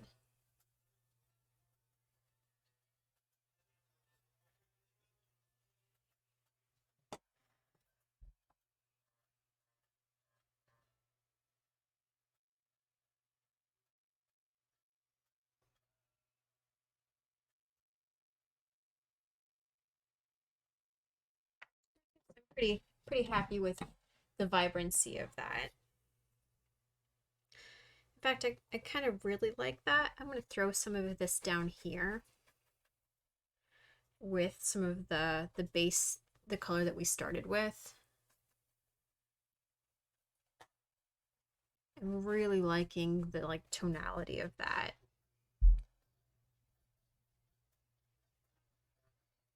And with the layers underneath that are darker, it's having a different vibrancy effect because of red being kind of on the opaque side.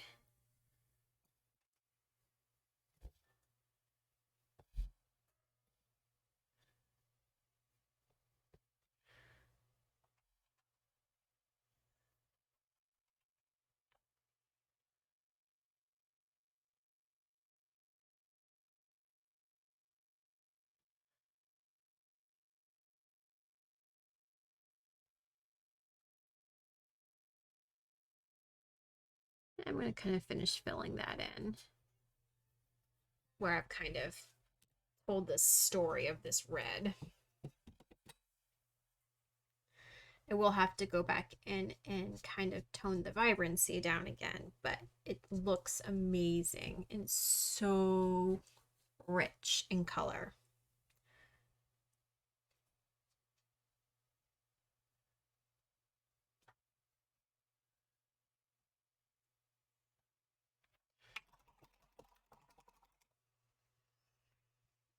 Get another layer of that purple over here.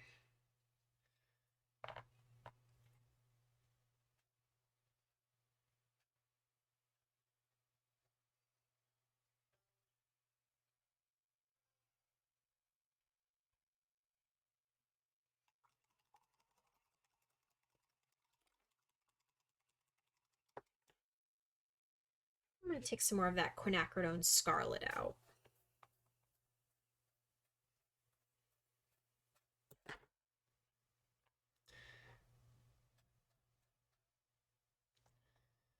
And work some of that in there.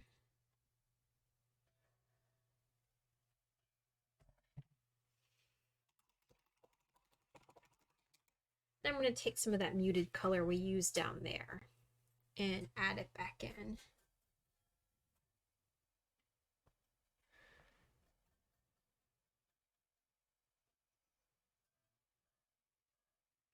You definitely want to be doing this while your paint is wet.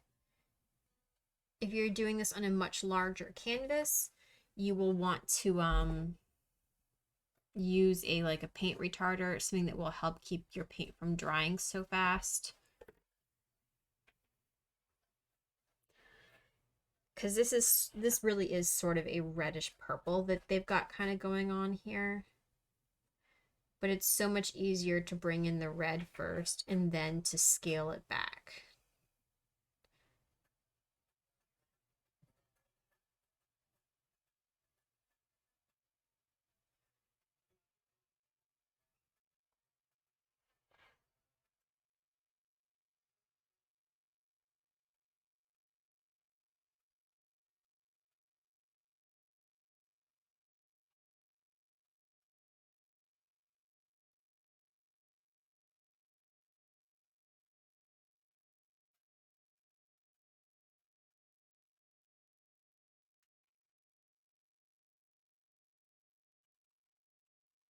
I think that's pretty good for now. And I'll come up over here and do another quick layer over here.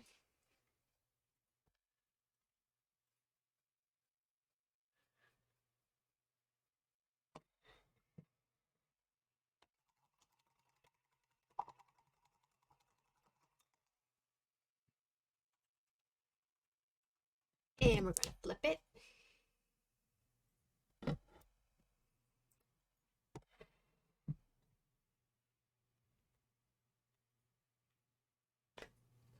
We're going to do another layer of that purple up here on this.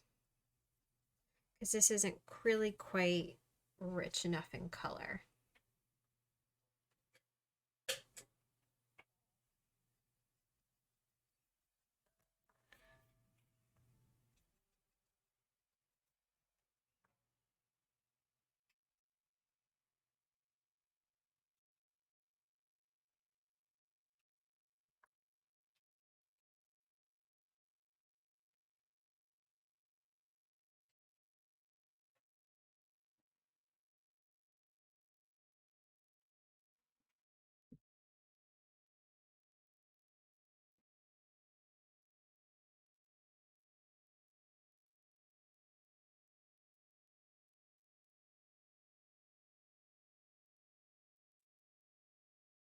And we're just continuing to kind of work on the scepter.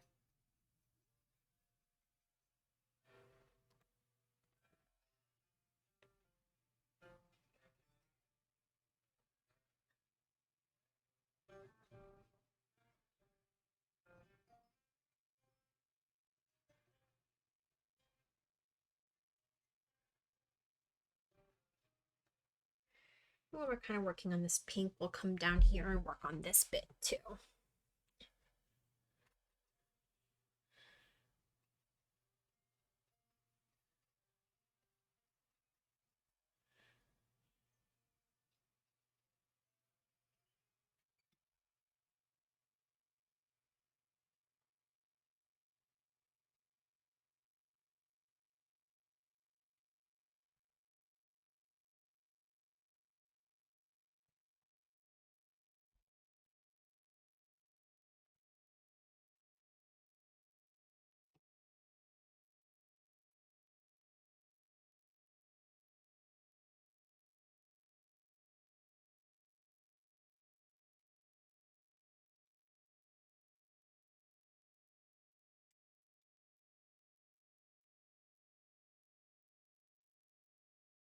And we're going to smear in a little bit of this kind of light purple color in here to help tone down this pink. It's a little more vibrant than we need.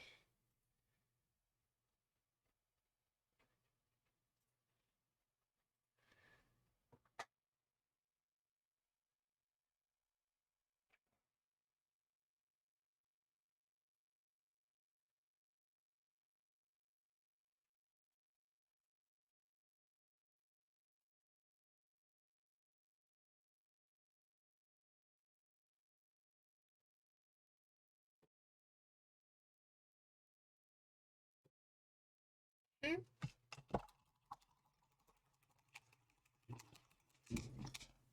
And we're going to do the same up here too while it's still wet. Add a little bit of this light purple into this pink. Oop, my line got away with me a little bit, but I actually think that helps smooth it out a little bit. So grateful.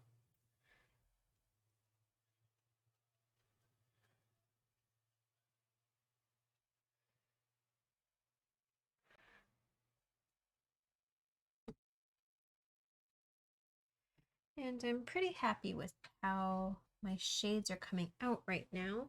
I just need to darken this up just a little more. So I'm going to attack it with a little bit of my dioxazine purple.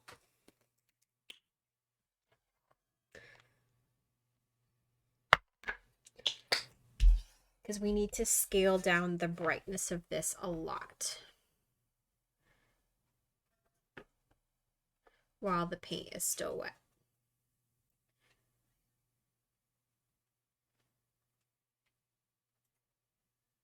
There we go.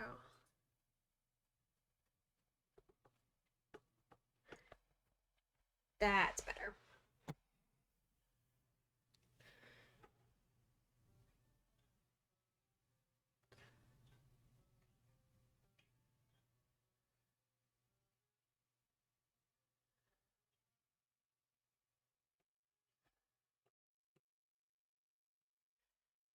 And we're going to add a little more, and we'll keep working on kind of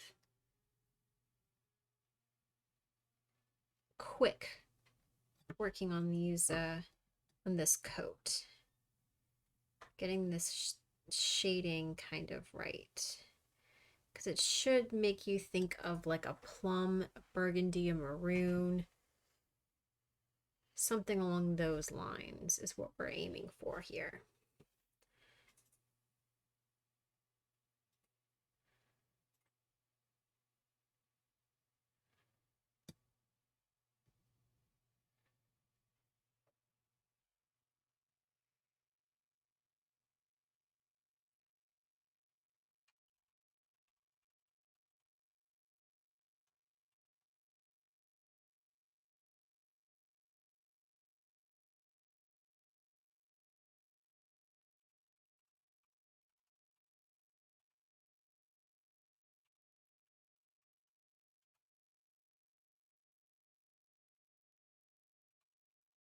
And just kind of blending it in.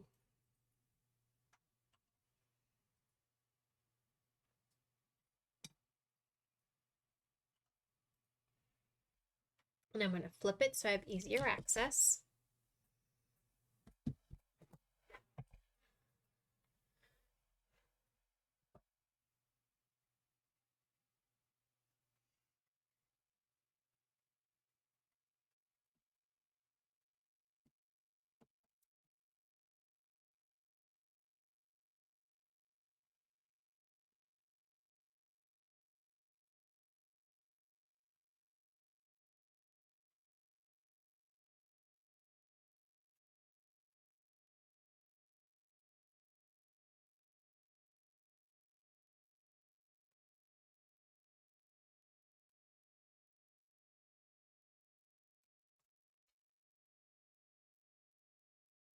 I'm going to do the same over here, just kind of add it in. I'm trying to use what's kind of already on my brush because this area is already really dry, so there won't be any blending it.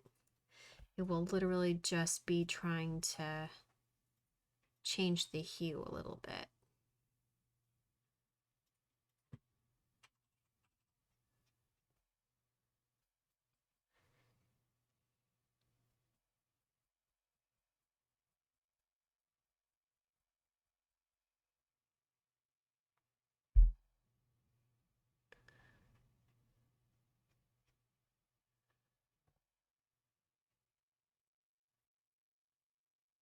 There we go.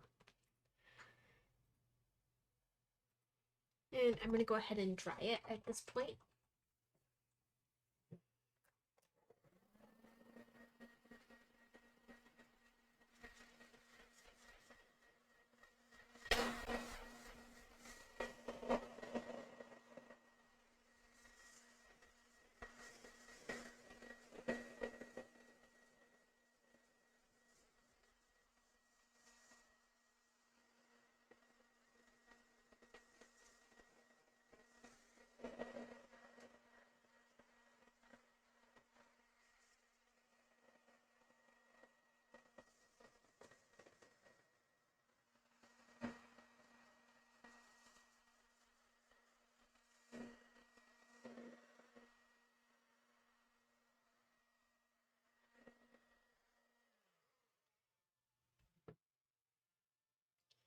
If you are wanting a pretty basic painting of Dr. Facilier, you could call yourself done at this point.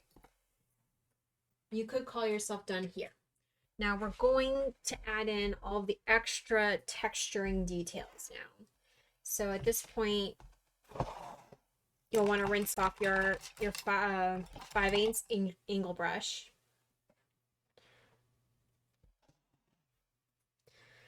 And you're going to want to try and dry it off or thin off the line as much as you can because we're going to use the line to dip in black to kind of create line textures over top of everywhere we have black. We're just kind of increasing the darkness in a texture kind of way. Anywhere where you double up on the layer, it's going to appear darker. Even on something like black.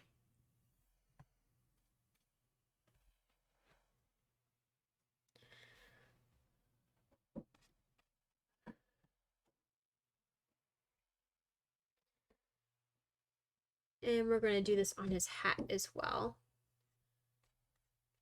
And we're going to take care that on the brim, that it's going in the direction of the brim.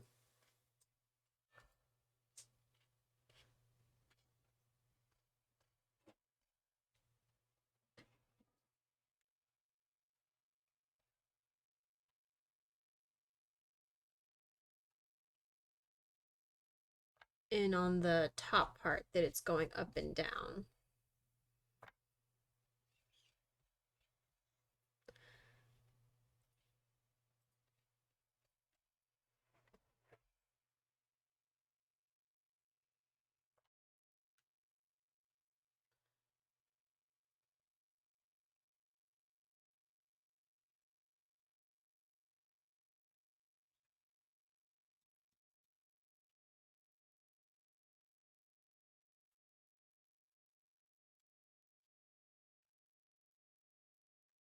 I'm going to rinse off my brush because I'm not going to use that brush anymore. I'm going to switch over to my one round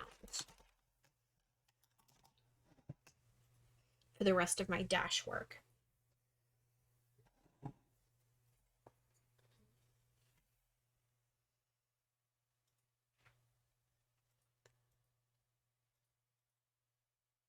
Because we want these dashes to be very small. We're just indicating the line of movement. And we're going to do a couple of these on our little coat too.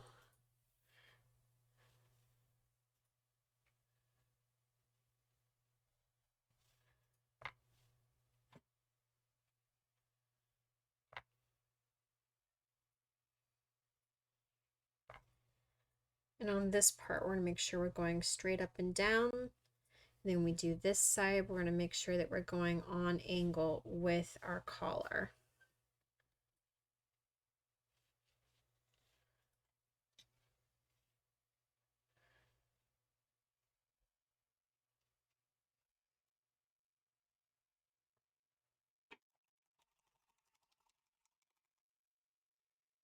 Okay, and now I'm going to take my straight pink and do dash work here.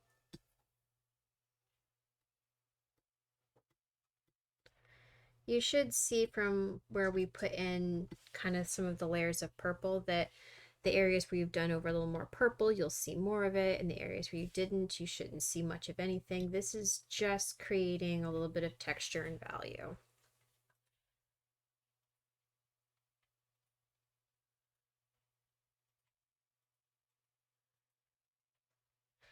And we're going to do this up here in the ball too, except for we're going to make sure we kind of go in a circular motion because we're telling the story of this being round. We're not relying on our eyes, the fact that this is a round shape, to tell us that it's round.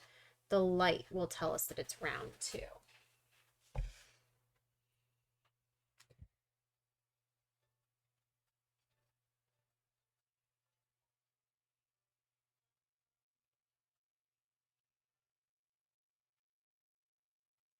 Right, and then I'm going to rinse off.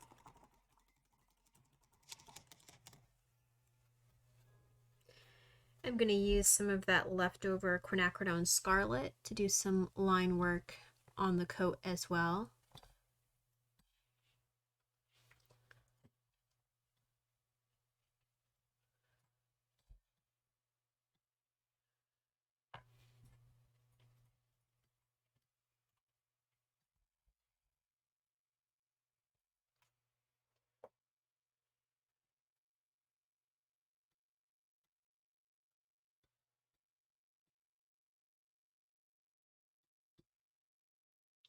And I'm going to use some of that Napsol Crimson too, because I think that it would just go really well because it's in his hat.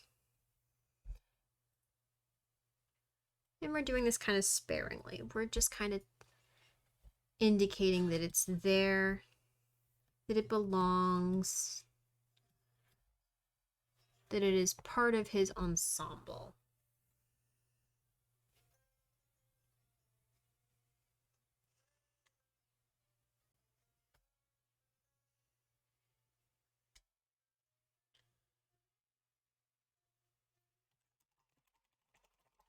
And we're going to use some of that quinacridone scarlet up in his hat too.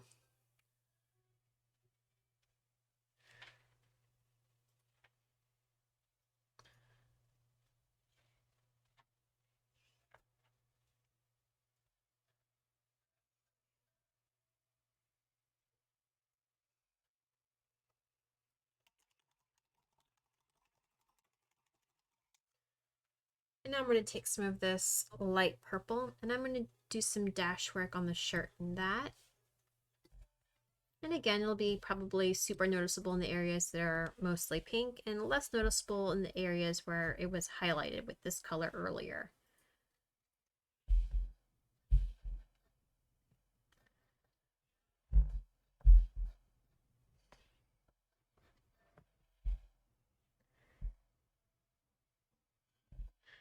And we're going to do this up here as well. Again, kind of following that circle that we made earlier.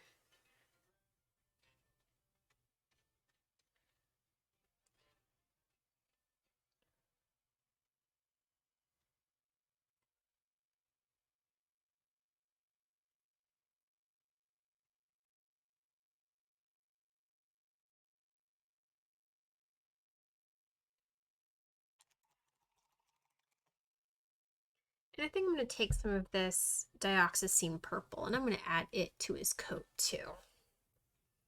Just because I think that would just be super cool.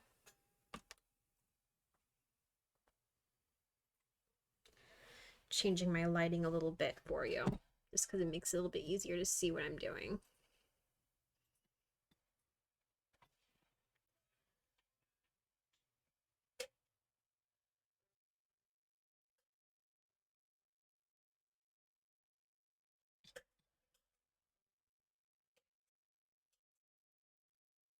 And I'm going to use some of this on the black part too. Dioxazine is really dark, but it would be just fractionally noticeable against black. But that's all we're really looking for. We're looking for just a little bit of like recognition, like, hey, I'm there. We'll do it up here in his hat as well.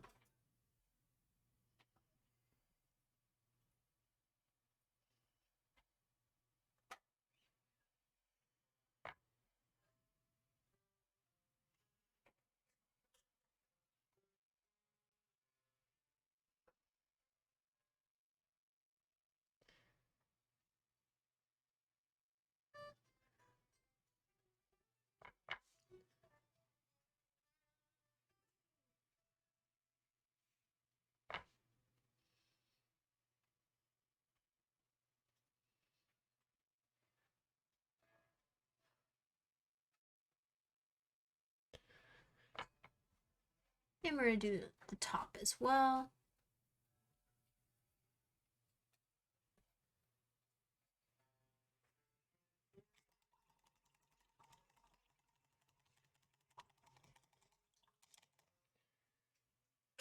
I'm going to touch up a spot of white here before I get too far in. There we go.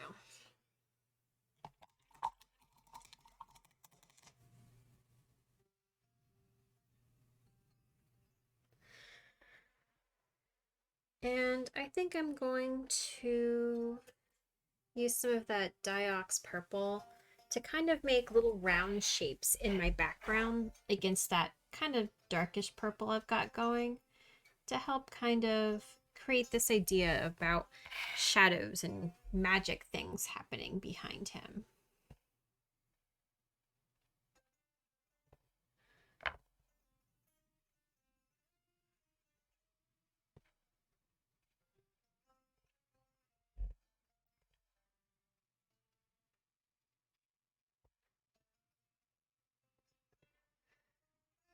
And maybe a different one is happening over here. We'll start a new circle.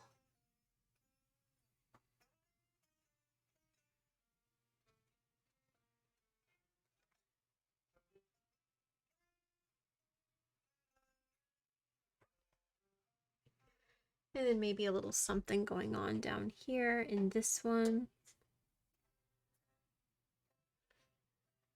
And then over on the side here as well, kind of its own little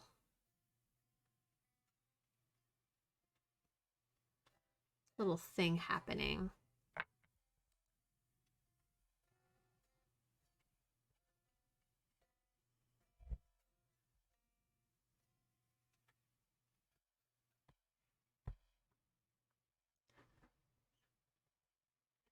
And continuing on the side.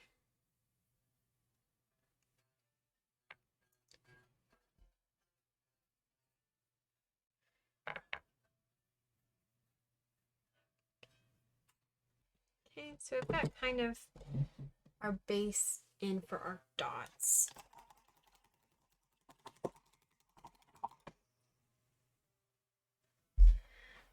Now I'm going to use my tiniest detail brush and I'm going to go over again.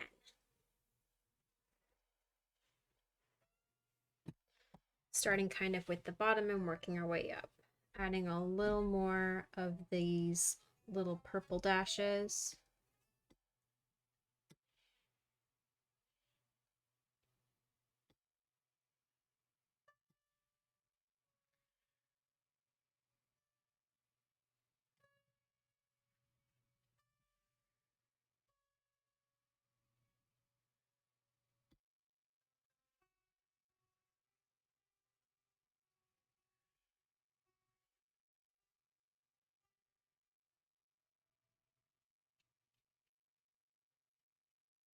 And now I'm going to go back in with pink and do my pink dashes.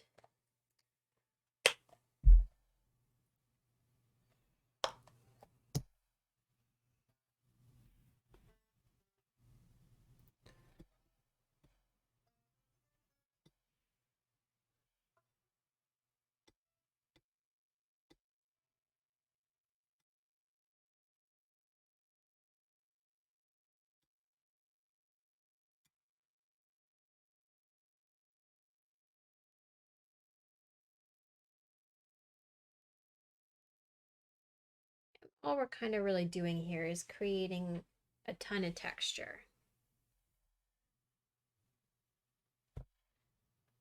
And so this has a lot more like movement going on now. And now we're going to do the same thing with smaller dashes over top of the larger ones that we made, and then over top of the shading. Like this compounding layer of texture is what's going to make it look complete and interesting.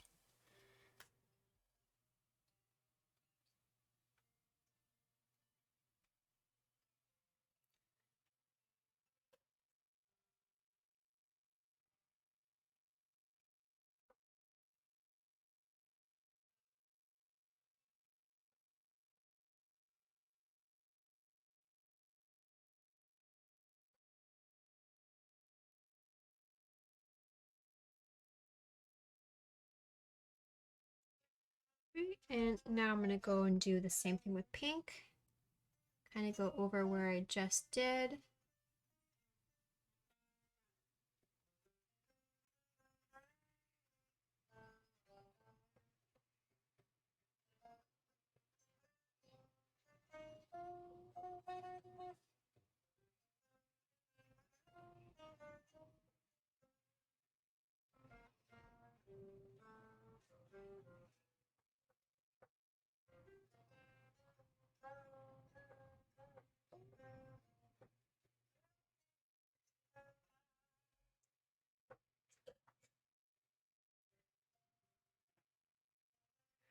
Okay, and that's kind of done for that layer of texture there.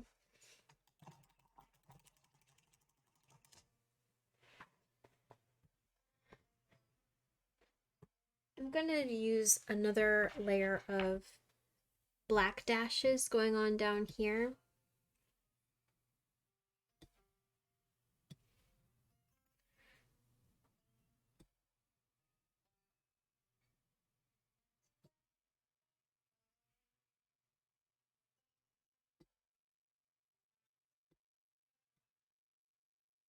And up here.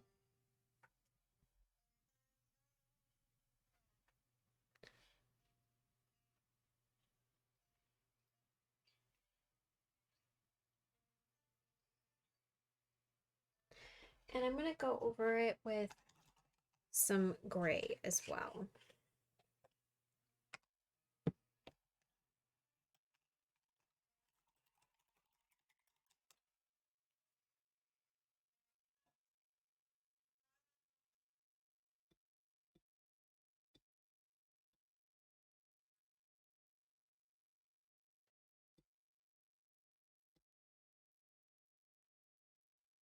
And the same on the other side.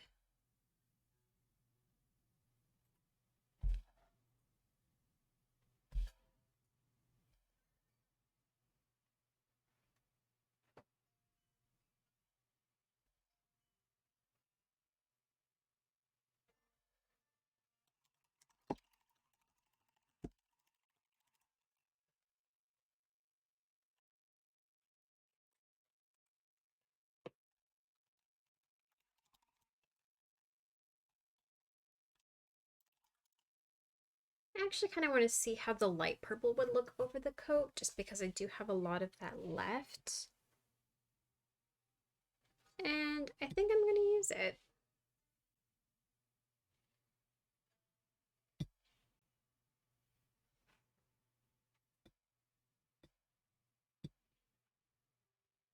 I like it.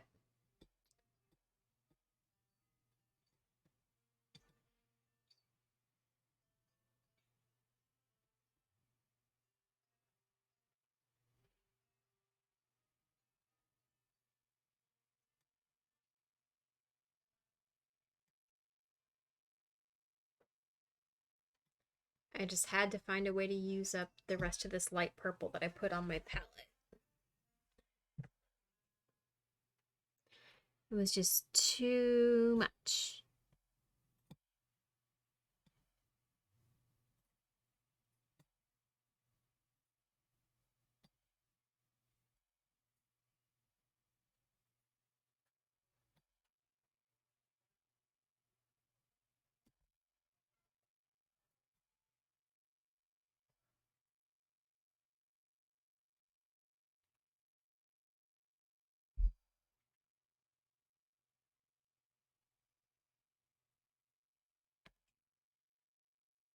Then over here as well.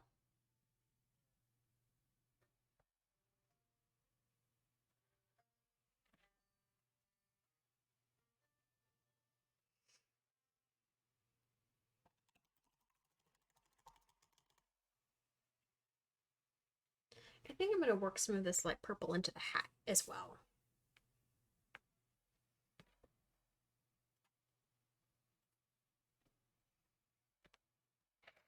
It works kind of well, I think, because if it was visible, his feather is sort of this color.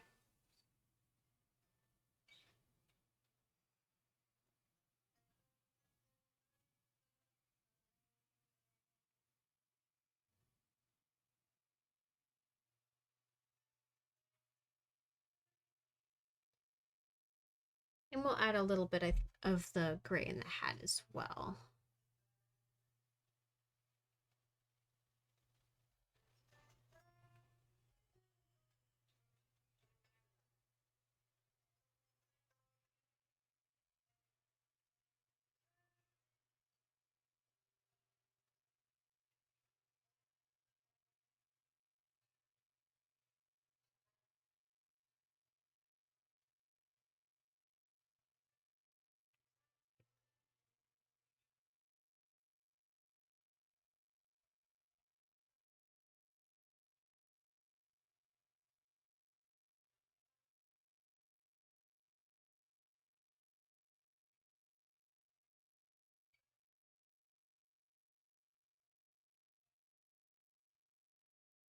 There we go.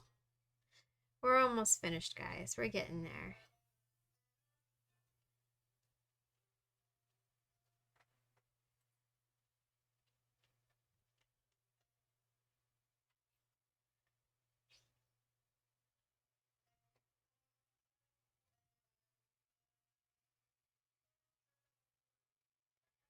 Don't forget the top.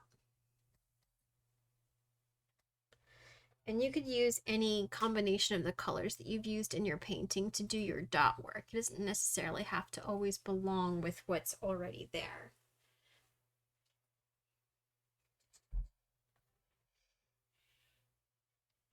And I'm going to use up some of this in the background too. Kind of add it into where I was doing kind of magic things in the background earlier.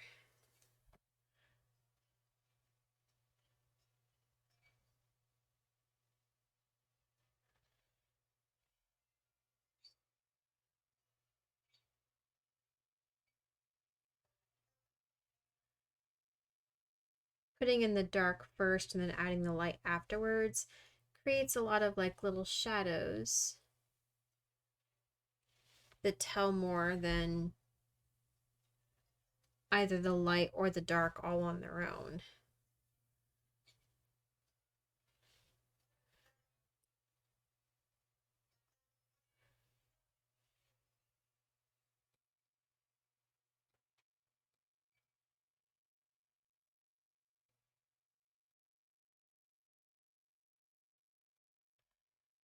And I'm going to do this side as well.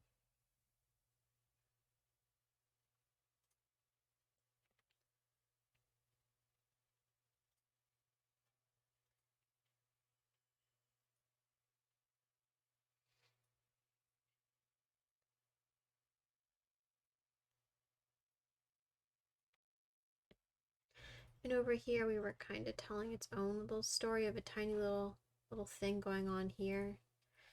So that kind of is its own little curl, little circle of happenings.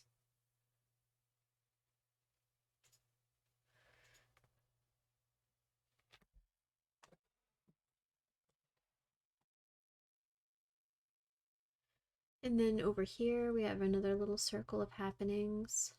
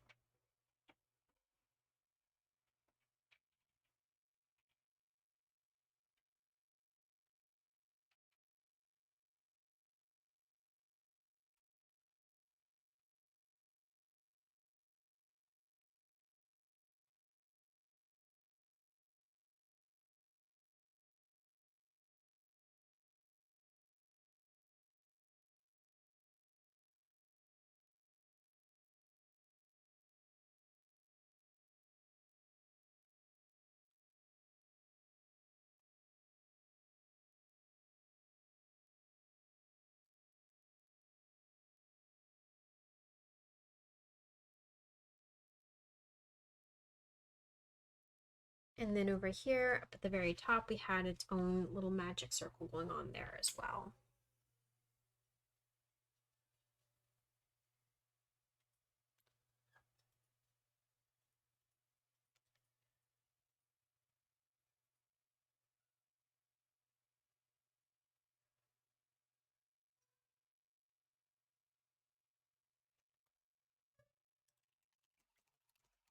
Now the only part we haven't done is his skin. And we'll do a little bit. We won't go overboard here, but I'll put a little bit of burnt sienna down.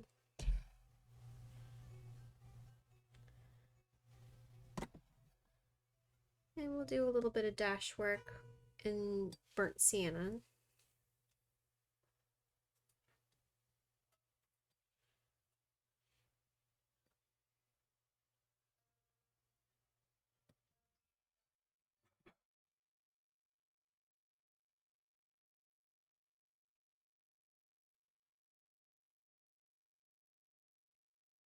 And a little bit in white.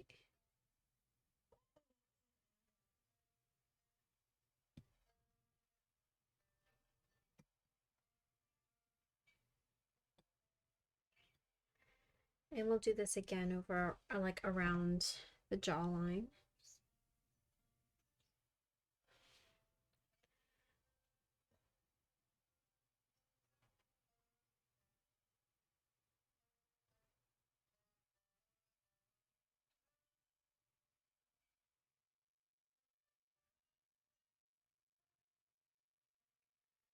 And then a little bit of white.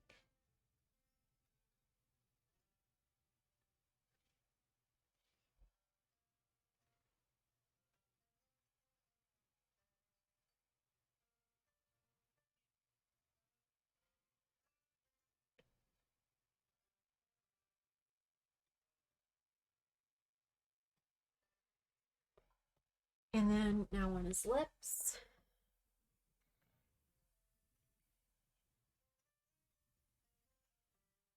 Here, because this part is darker, we'll go a little heavier on our burnt sienna lines.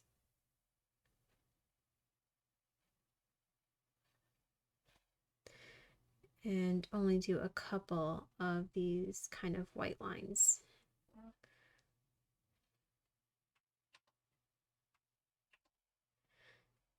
And same for the upper lip.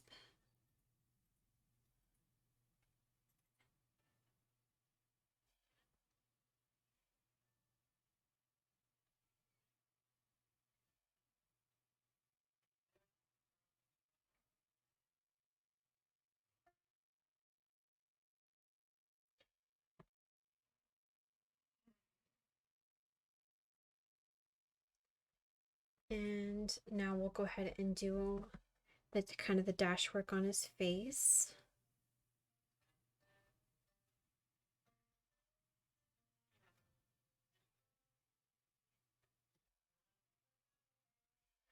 And then a little bit of the white.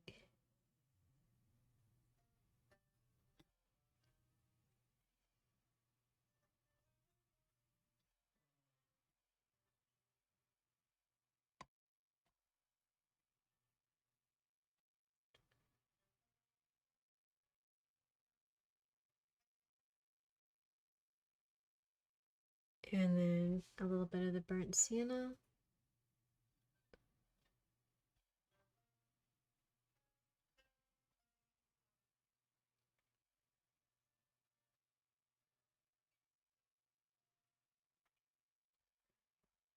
And now for the lines on his neck and chest.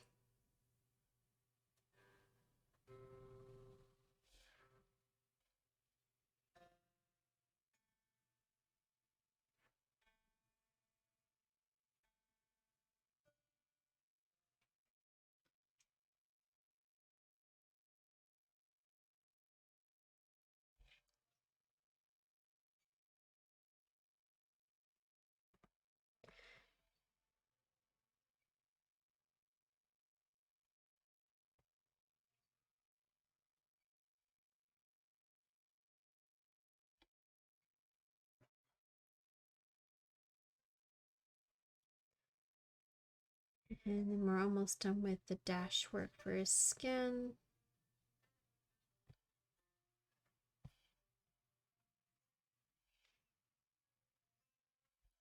Now for some white.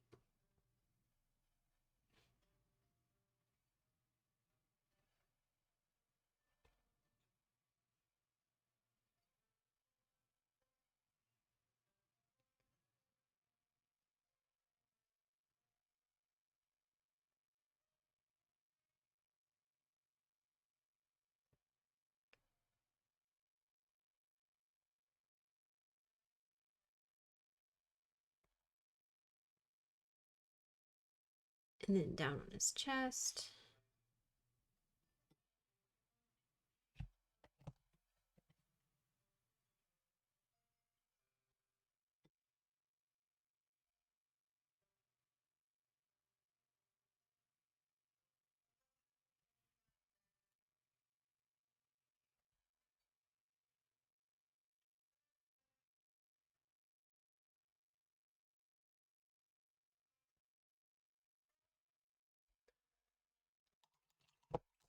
So we've got our dash work in, and now we're just going to use a dotting tool and add any remaining texture with our dotting tool.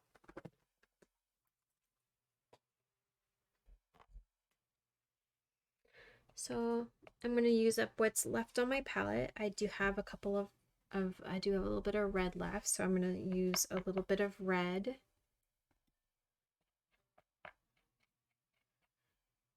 And I figure I'll focus that up here.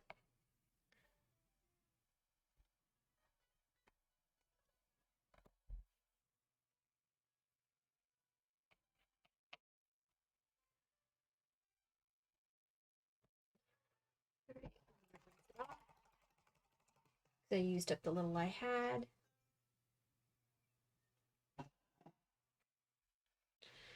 And I am going to go in and add some pink dots.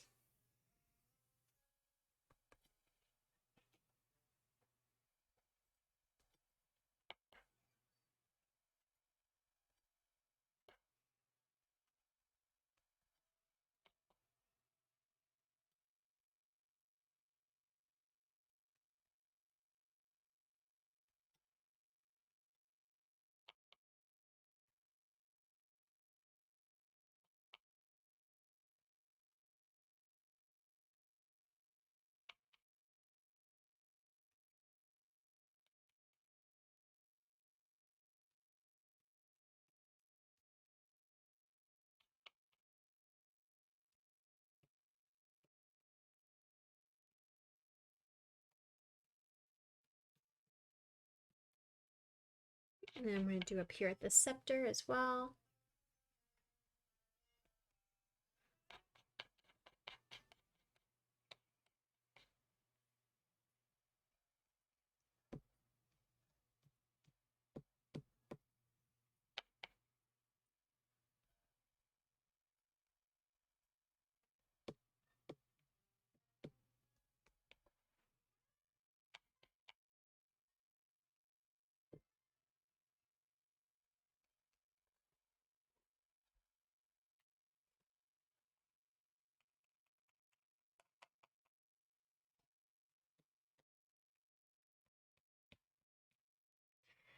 rinse it off. Now I'm going to go back and use some of that purple.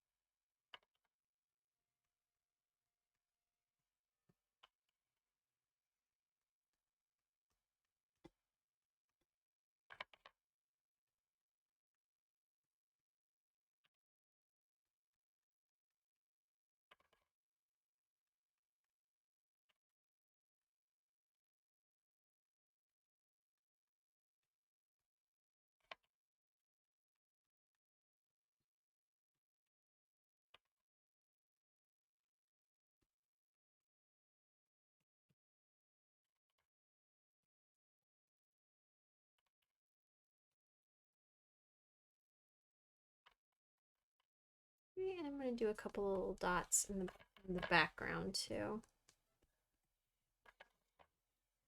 Just because I still have a lot of this left.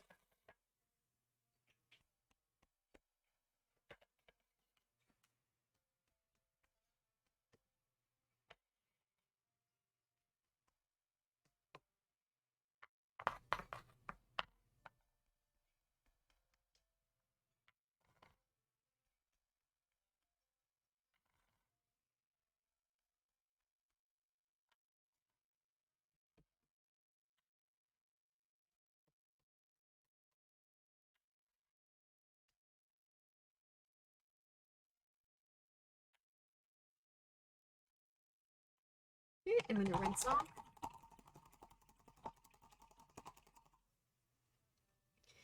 And I do have some black left. So we're going to do some of that.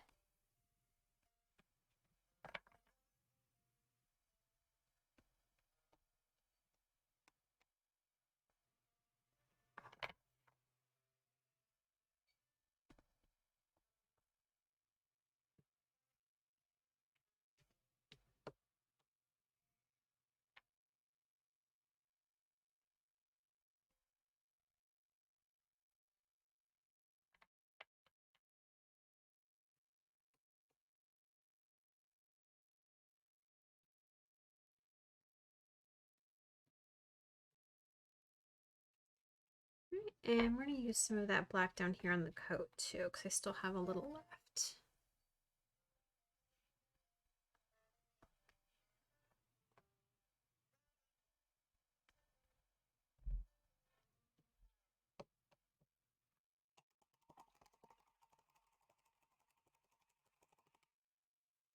And I still have some of this dioxazine purple. So I'm going to put it down too in the coat.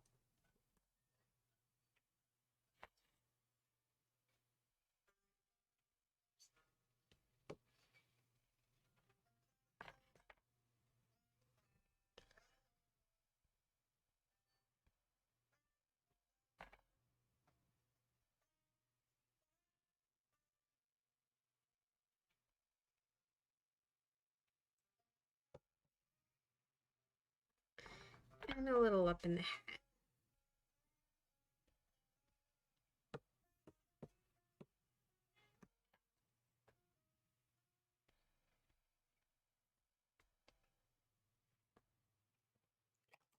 And we're ready to film. We're done.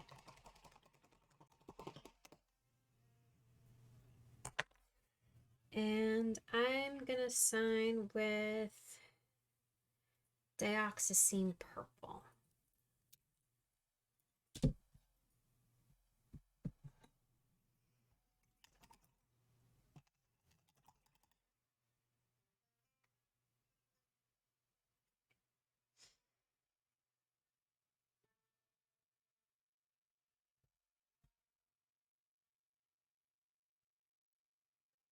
Alrighty, that's it for tonight, folks.